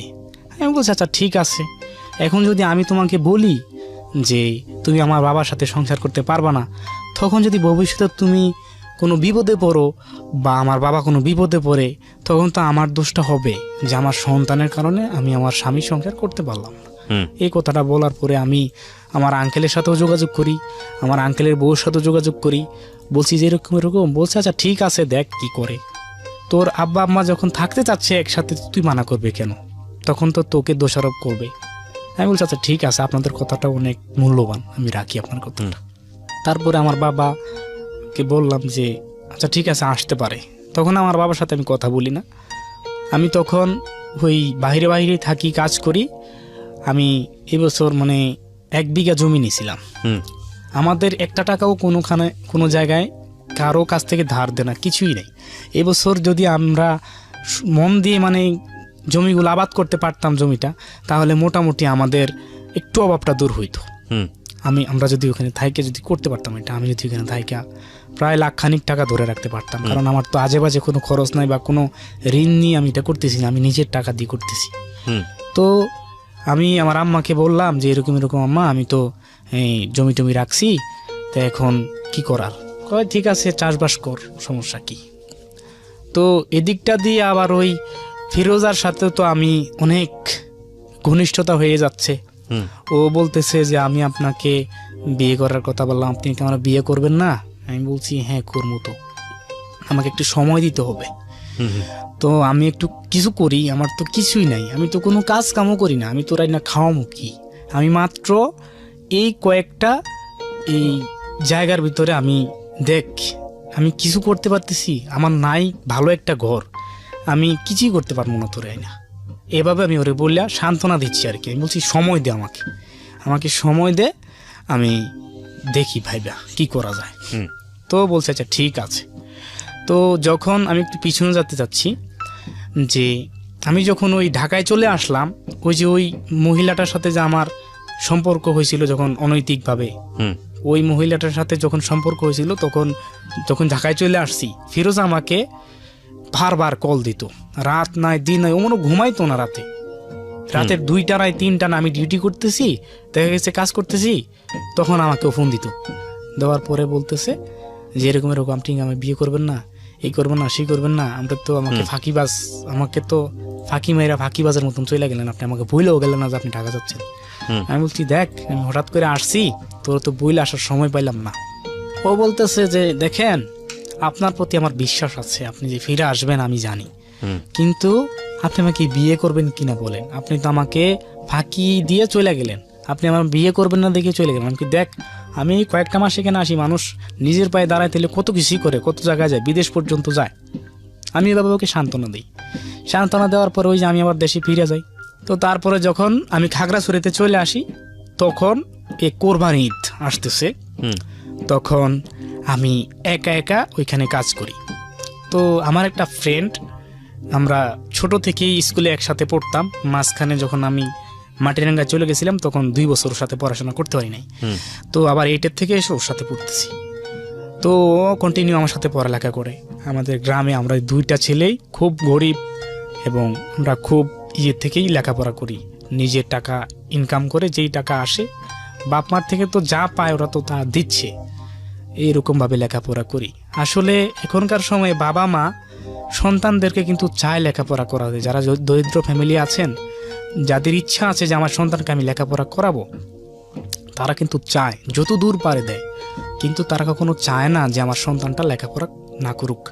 তো ওই সময়টার ভিতরে আমি দেখা গেছে যে টাকা পয়সা দিয়ে লেখাপড়া করি ওই আমার ফ্রেন্ডটার সাথে। তো ওই ফ্রেন্ডটা বলতেছে দেখ দোস্ত, আমি তো এখন বাড়িতে বেকার বসে আছি, কাজকর্ম পাওয়া যায় কিনা দেখ। আমি বলছি আছে তো, করবি? তো বলতেছে কি কাজ? আমি বলছি রাজমিস্ত্রির কাজ করতে হবে, পারবি? কয় হ্যাঁ পারবো, সমস্যা কি। আমি বলছি তাহলে চাই, আমার তো একা একা লাগে, পাক করে খাই, আবার খাইতেও পারি না, হোটেলে খাই, টাকা পয়সা অনেক খরচ হয়, তুই আসলে রান্না করে খাবো। তো আসার পরে ফিরোজার সাথে আমার কন্টিনিউ প্রতিদিনই কথা চলে। ওই বছরটার ভিতরে সবচেয়ে বেশি ওর সাথে আমার কথা হয়েছে, সবচেয়ে বেশি দেখা হয়েছে। ও যখন আমার আঙ্কেলের বাড়িতে আসতো সব সময় ও দেখা করতো। ওরা একটা খালা ওইখানে বিয়ে দিছে, আমার আঙ্কেলের বউ কিন্তু ওর সম্পর্কে খালা হয়, ছোট খালা হয়। ওর মা হচ্ছে সবার বড়। যাই হোক, হ্যাঁ তারপরে ওইখানটায় মানে ওর সাথে তো কন্টিনিউ ভাবেই যোগাযোগ হচ্ছে। যোগাযোগ হওয়ার পরে তো ও বলতেছে যে আমার ভাই বিদেশ থেকে আসবে, এবার কোরবানি ঈদ কিন্তু এখানে করবে। তো এখন বিদেশ থেকে আসলে মনে হয় আমার বিয়ের কথাবার্তা কিছু বলতে পারে, একটুটুকু অনুমান করতে পারতেছি বাসার থেকে। তো বলতেছে আমাকে যে এরকম এরকম, আপনি কি আমাকে বিয়ে করবেন না? আমি বলছি হ্যাঁ করবো, আমি তো এখন কাজে আছি, এই বছর তামাক সিজনটা উঠাইয়া আমি তোকে বিয়ে করবো, সমস্যা নাই। তো এভাবেই কথা বলতেছি। আমি তো লুকে লুকে কথা বলি, আমার ওই ফ্রেন্ডটাও জানে না। তো আমার সাথেই থাকে সবসময়, 24 ঘন্টাই থাকে। ও একটু আশ করতে পারতেছে যে কে কথা বলে তোর সাথে, মেয়ে না হলে তো এরকম কথা বলে না। তো ওই জুয়েল, আমার ফ্রেন্ডটার নাম হচ্ছে জুয়েল, আমি নামটা বলতে চাচ্ছি, এটা বলে কোনো সমস্যা হবে না। তো ওই জুয়েল আমাকে বলতেছে, দেখ মানিক তোর কি হয়েছে? আমি বলছি আমার তো কিছু হয় নাই। কয় কে এই মেয়েটা? আমি বলছি মেয়েটার নাম অমুক। তো বলতেছে যে তো কি সমস্যা কি? আমি বলছি যে দেখ ওর সাথে তো আমার সাথে সম্পর্ক আজকে প্রায় 4 বছর ধরে। ও যখন ক্লাস 7-এ পড়ে তখন থেকে আমার সাথে সম্পর্ক। ও তো এবার এসএসসি পরীক্ষা দিল 18 সালে, পাশও করলো। এখন ওরে কইলাম যে তুই কলেজে ভর্তি হ, ও বলছে না আমি কলেজে ভর্তি হব না, আমি বাড়িতেই থাকবো। ওর ফ্যামিলিকে বলতেছে যে আমি কলেজে ভর্তি হব না, আমি বাড়িতেই থাকবো, আমি বাড়ির টুকটাক কাজ শিখে সবকিছু শিখে রাখতেছে, আমি আর কলেজে পড়বো না, আমি এতটুকুই থাকবো। ও কিন্তু আবার খুব ভালো লেখাপড়াও জানে, রান্নার কাজ সবকিছুই, ঘরের কাজ সবকিছুই করতে পারে। এই কাজগুলো করার জন্যে মানে ওকে আর কলেজে ভর্তি হওয়ার জন্যে ওর বাবা মা চাপ দিচ্ছে, ও ভর্তি হচ্ছে না, বলছে না আমি ভর্তি হব না। তাই আমি বললাম কি রে ভর্তি হবি না কেন? বলছে যে না কলেজে ভর্তি হইলে ভালো থাকে না, মেয়েরা খারাপ হয়ে যায়। আমি বলছি এটা তো ভুল ধারণা, কলেজে ভর্তি হলে খারাপ হবে কেন? মানুষ খারাপ তো খারাপই থাকে, যেগুলোর সাথে ভালো ওইগুলোর সাথে থাকবি, খারাপের সাথে কেন যাবি? ও বলতেছে যে না আমি গেলে খারাপ হয়েই যাব, তখন আপনি আমাকে সন্দেহ করবেন, আপনি আমাকে তখন ভুল বুঝবেন, আমি যাবো না। তো বলতেছে এই কথা। আমি বলছি আচ্ছা ঠিক আছে, যখন যাবি না তখন বাড়িতে কাজকর্ম শিখ। ও বলতেছে যে আচ্ছা ঠিক আছে। এখন আমার ভাই তো বিদেশ থেকে আসবে, এখন তো আমার তো মনে হয় বিয়ের কথাবার্তা চলতেছে, একটু একটু শুনি বাসায়। এখন একজন পাত্র আছে খাগড়াছড়ির থেকে হয়েছে, এখন ছেলেটা তো ফার্মেসির দোকান দেয়, আপনি তো গেলে একটু চেক করে দেখতে পারবেন, ওইখানেই দোকান দেয় ছেলেটা। তো ওর ভাই আসছে, আসার পরে সবকিছু চেক করে দেখছে যে ভালোই। তো বলছে যে আচ্ছা ঠিক আছে আমরা একটু দেখে নেই ছেলেটাকে। তো ওই সময়টা ও আমাকে এগুলো জানায় না, বলতেছে আমার দেখেন বিয়েতে চাপ আসছে বাড়ি থেকে, আপনি আমাকে বিয়ে করে নিয়ে যান। তাই আমি বলছি দেখ এখন আমি তো কিছু করতে পারবো না, আমি কিন্তু ওরে তুই করে বলতাম। আমি বলছি দেখ এখানে আমি তো এখন তোরে কিছুই করতে পারতেছি না, আমি তো এখন খুব কাজে বিজি আছি। তো বলতেছে যে আপনি এখন আমার ফ্যামিলির সাথে কথা বলেন অন্তত পক্ষে। আমি বলছি দেখ এখন আমি কি বলবো, আমি তোদের বাড়িতে যাই, তোদের ফ্যামিলিটাও আমার ফ্যামিলি সম্পর্কে অনেক ধারণা আছে, আমি কীরকম, আমার ফ্যামিলি কীরকম, ব্যাকগ্রাউন্ড কীরকম সবই কিন্তু জানে, তোর বাবা মা, তোর ভাই ব্রাদার যা আছে সবাই কিন্তু জানে। ফিরোজাকে বলছেন এটা? হ্যাঁ, তোকে কি আমার হাতে তুলে দিতে পারবে? কখনোই চাইবে না যে বাবা মা একটা অর্থ কম ফ্যামিলি বা নিম্নমানের ফ্যামিলির কাছে যে তুই পড়, এটা কিন্তু কখনোই চাইবে না, কারণ তোরা যেহেতু অবস্থাশালী, কখনোই কিন্তু তোর বাপ মা চাইবে না। তা আমি এটাকে বুঝে বললাম, বলছে যে দেখেন আমার বাপ মাকে আমি বুঝে বলবো প্রয়োজনে, কিন্তু আমার বাপ মা বুঝবে, না বুঝলে আমরা অন্য কিছু ব্যবস্থা করব। তারপরে যখন আমার কাছে এগুলো বলতে লাগলো তখন আমি তো টেনশনে পড়ে গেলাম। তখন আমার ফ্রেন্ডটা বুঝে ফেলছে যে আমি কার সাথে কথা বলতেছি। তো ও যখন এগুলো বলার পরে আমি তখন ওকে সব কিছু ভেঙে বলি যে জুয়েল দেখ এরকম দোস্ত, এখন আমি তো খুব একটা সমস্যার ভিতরে আছি, এখন তুই কিছু করতে পারোস কিনা দেখ। তো আমাকে বুদ্ধি দিল, দেখ এখন মেয়েটার তো কথাবার্তা শুনে তো ভালোই শোনা যায়, মেয়েটা তো খারাপ না। আমি বলছি মেয়ে কে জানোস? ও বলতেছে কে? আমি কি বেটা তোর ভাগ্নি লাগে হিসাবে, দেখছোস মেয়েটারে মনে হয় তুই? বলছে যে কে? আমি বলছি অমুক মেয়েটা। কই আমি তো দেখছি লাগে, দেখিও নাই। তারপরে আমি ছবি দেখাইলাম, কয় চিনা তো লাগে, ওইদিকে তো আমি যাই না, চিনা লাগে। ও বলতেছে কয় মেয়ের তো ভালো আছে, তুই বিয়ে করে ফেল। আমি বলছি দেখ ওদের ফ্যামিলি ব্যাকগ্রাউন্ড তুই জানোস না, ওরা তো খুব ক্ষমতা সম্পন্ন লোক, ওরা তো ওর বাপ চাচারা সবাই মানে রাজনীতি করে, ওরা তো খুব আমার তো মানে এক ইয়াতেই মিশে ফেলো মাটির সাথে। আমি তো সাধারণ ছেলে, আমার তো কোনো কিছুই নাই, অর্থ নাই, সম্পদ নাই, ক্ষমতা নাই, কোনো কিছুই নেই। তো রে এটা বলার পরে কই দেখ যা হইব পরে হইব, এখন এই মেয়েটার যদি হাত ছাড়া করস তুই তো জীবনে তোর কপালে তুই মনে করছিস কুড়াল মারলি তো নিজের পায়ে নিজে। তো আমার এটা বইলা ও চুপ হয়ে গেল। তা আমি ওর সাথে কথা বলতেছি তো ওর তো মানে ও বলতে পারতেছে না ওর ফ্যামিলিকে। তো এক পর্যায়ে বাধ্য হয়ে ওর ভাবি বলতেছে, দেখেন আপার তো এরকম এরকম মানিকের সাথে এরকম সম্পর্ক আছে। কয় কি বলবো? তো বলতেছে যে হয় এরকম এরকম আছে সম্পর্ক। কয় কতদিন যাবত এটা? কইটা তো অনেক বছর ধরেই। কইতেছে কয় তাইলে মানিক রে কও আসতে, ওই ফিরোজার মার কাছে বলতেছে। তো এখন ভাবি বলতেছে মানিক ভাই আপনি আসেন বাড়িতে। আমি বলছি দেখেন ঈদের আর 3 দিন আছে, আমি বাড়িতে যাবো না, আমি ঈদের দিন রাত্রেই যাব। কয় না আপনি তাড়াতাড়ি জরুরি তোর বাড়িতে আসেন। তো প্রথম ফিরোজা বলছে আমাকে, আমি তো বিশ্বাস করি না। তারপরে ভাবি কল দিছে, কল দিয়ে বলতেছে দেখেন ভাই এরকম এরকম ওর তো বিয়ের প্রস্তাব আসে বাড়িতে, খালি এখন ভাই বিদেশ থেকে আইছে, এখন বিয়ে তো কথাবার্তা হলে বিয়ে দিয়ে দিব। আমি বলছি দেখেন আমার কথাটা বলেন, আপনি বললে একটু থামায়া রাখেন, আমি পরে আসতেছি। তো ওরা কথাবার্তা বলতেছে। তো তখন এই কথা শোনার পরে ওর বাবা ওর ভাই, বিশেষ করে ওর যেই মেজো ভাইটা যেটা বিদেশ থেকে আসছে, ও খুব চড়া হয়ে গেছে আমার প্রতি। বলতেছে এই ছেলে আমাদের বাড়িতে আইসা করে এত ভালো ভাবছিলাম, ও কেমনি এই কাজটা করতে পারলো, এই সেই অনেক কথাবার্তা বলতেছে। ওর ফ্যামিলি ওর চাচারা অনেক সবাই খেপে গেছে আমার বিরুদ্ধে। কিন্তু ওই আমার আঙ্কেলের শ্বশুর বাড়ির লোকেরা ওরা মানে আমার দিকে একটু সাপোর্ট দিচ্ছে, বলছে ছেলে তো ভালো, ছেলে কোনো নেশা করে না, কোনো অনৈতিক কাজে ইয়ে নাই, কোনো আজে বাজে কোনো টাকা খরচ করে না, এই ছেলের কাছে মেয়ে বিয়ে দিলে মেয়ে ভালো থাকবে। বলতেছে আপনার কি পাগল হয়ে গেছেন নাকি? ছেলের কি আছে? কিছুই তো নাই, ছেলের তো কোনো কিছুই নাই। ছেলে চাকরি করে না, ব্যবসা করে না, কোনো কিছু কাজকর্ম করে না, কি করে? কয় ছেলে এখন নাই পরে হবে, সমস্যা কি, তোরা সহযোগিতা কর, হেল্প কর। তো ওরা ওইভাবে বলতে, ওরা তো আমার দিকে সাপোর্ট দিচ্ছে। তো যাক এভাবে চলতে লাগলো। তো এক পর্যায়ে ওরা একটু থামায় রাখছে। খালামা বলতেছে ওই ফিরোজার মা, দেখ তুই একটু আয় আমগো বাড়িত, আয়া কথা কো আমগো লগে, তোর মা বাপের এই বিষয়টা জানা, তোর মা বাপ কি কয় দেখ। আমি বলছি দেখেন আমার বাপ মা এখন আমার কাছে নাই, আমার বাপ মা আছে শহরে, তারা এখন এটা যদি শোনে তারা অনেক খারাপ ভাববো, আমি এটা কইতে পারবো না। কয় দেখ এখন আমরা তো তোর সম্পর্কে সব কিছুই জানি, তো এখন আমার মাইয়াটা তো একটাই মাইয়া, আমার আর কোনো মাইয়া নাই। আমি মানে গোষ্ঠীর ভিতরে একটাই মাইয়া ধরতে গেলে 3 চাচার গড়ে একটা মাইয়াও নাই, সব ডিফুল।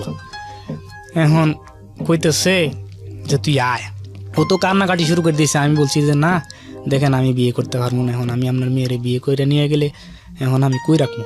আচ্ছা বুঝতে পেরেছি, স্টোরিটা শেষের দিকে যদি আমরা যাই, কি হয় শেষ পর্যন্ত মেয়েটার সাথে আপনার? শেষ পর্যন্ত ওই কোরবানিদের দিন আমি রাত্রে বাড়িতে গেছি, যাওয়ার পরে আমার আঙ্কেলের বাড়িতে আমি যাই উঠি।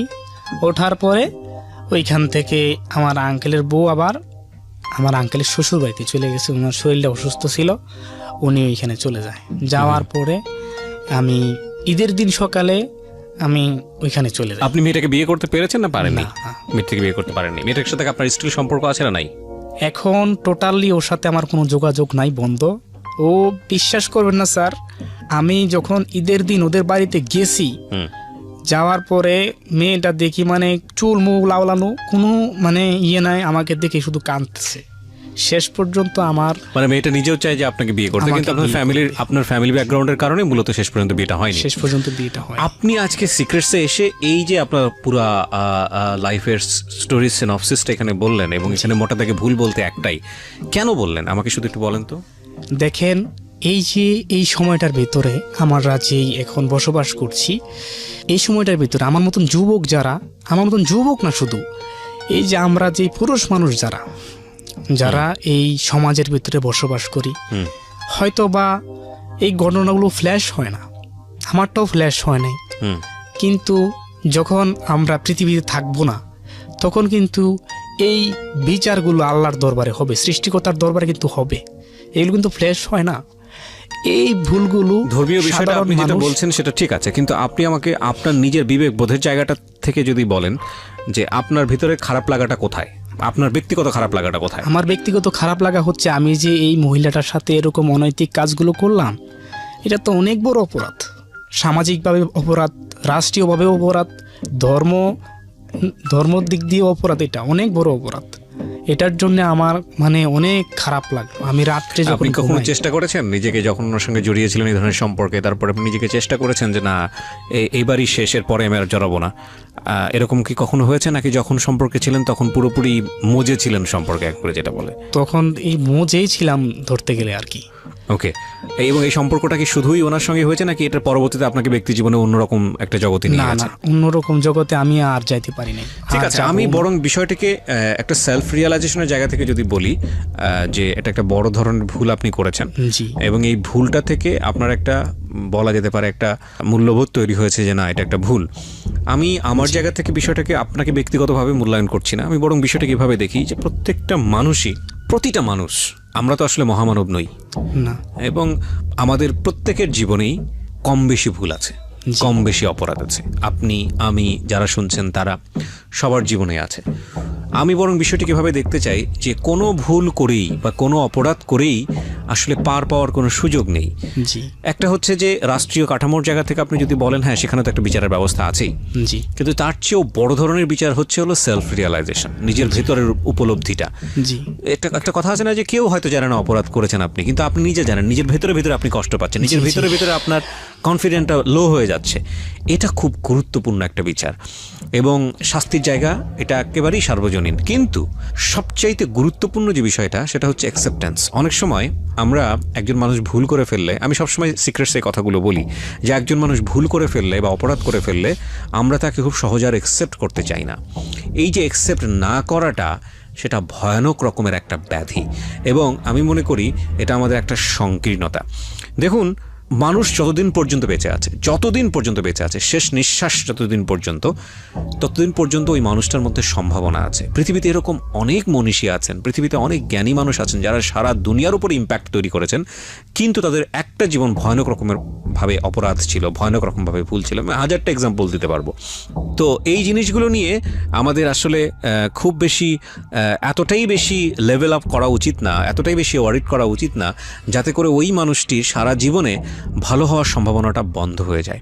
আপনি একটা জিনিস চিন্তা করে দেখেন, যে আমি যদি খুব ছোটো ছোটো কিছু এক্সাম্পল দিই, আমরা সোশ্যাল মিডিয়াতে এখন বসবাস করি, কোনো একটা ঘটনা যখন আমরা ফেসবুকে চলে আসে, রাতারাতি মুহূর্তের মধ্যে সেটা ভাইরাল হয়। এরকম কিছু ঘটনা আমি দেখেছি, একজন চোরকে ধরা হচ্ছে, চোরকে ধরা হয়েছে, আমি চোর শব্দটা বলতে নারাজ ততক্ষণ পর্যন্ত যতক্ষণ পর্যন্ত সেটা আদালতে প্রমাণ না হয়। তো ধরা হয়েছে, তাকে নিয়ে রিপোর্ট হচ্ছে, তাকে নিয়ে ফেসবুকে আলোচনা হচ্ছে, এবং তার ছবিটাও দিয়ে দেওয়া হচ্ছে। আপনি দেখুন আমাদের দেশের যে বিচারিক ব্যবস্থা, সেখানে হয়তো 5 বছর লেগে গেল যে প্রমাণ করতে সে আসলে চোর ছিল, কিংবা তারও কম সময় লাগলো, কিংবা তারও বেশি লাগলো, কিংবা শেষ পর্যন্ত প্রমাণিতই হলো যে সে আসলে চোর ছিল না। কিন্তু ততক্ষণে তার যা ক্ষতি হবার, সেই ক্ষতিটা হয়ে গেছে। ক্ষতিটা কি? যে ছবিটা পাবলিশড হয়েছে বা যাকে আপনি সামনের দিকে নিয়ে আসলেন, ওই মানুষটা সারাটা জীবন আর লাখ লাখ মানুষের কাছে গিয়ে প্রমাণ করতে পারবে না, বলতে পারবে না যে আমি চোর ছিলাম না, আমি অপরাধী ছিলাম না, এবং সেটা আর ভাইরাল হয় না। এবং এই যে ভয়ঙ্কর রকমের ক্ষতিটা, এই ক্ষতিটা ওই মানুষটা যে কাজটা করেছেন সেই কাজের যদি বিচার স্বরূপও আমি ধরি, তাহলে এত বড় শাস্তি তাকে দেওয়া উচিত কিনা, সেই জায়গাটায় আমাদের ভাববার সুযোগ আছে। আমি খুব ছোট্ট করে একটা উদাহরণ দিলাম, এরকম অসংখ্য উদাহরণ আপনি চারপাশে পাবেন। সুতরাং আমাদের অবশ্যই খেয়ালও রাখা উচিত যে একটা মানুষকে যখন আমি জাস্টিফাই করছি, কিংবা একটা মানুষকে আমি আমার ব্যক্তিগত জায়গা থেকে যখন মূল্যায়ন করছি কোনো একটা খারাপ কাজের ভিত্তিতে, আমি তাকে খুব বেশি পরিমাণ বিচারের জায়গায় নিয়ে যাচ্ছি কিনা, বা সে যতটুকু ডিজার্ভ করে তার চেয়ে বেশি কিছু তার সাথে আমি করে ফেলছি কিনা, কারণ সেটাও কিন্তু ভয়ানক রকমভাবে অন্যায় এবং ভয়ানক রকমভাবে ভুল। আমরা শেষবেলায় যে কথাটা বলতে চাই, যে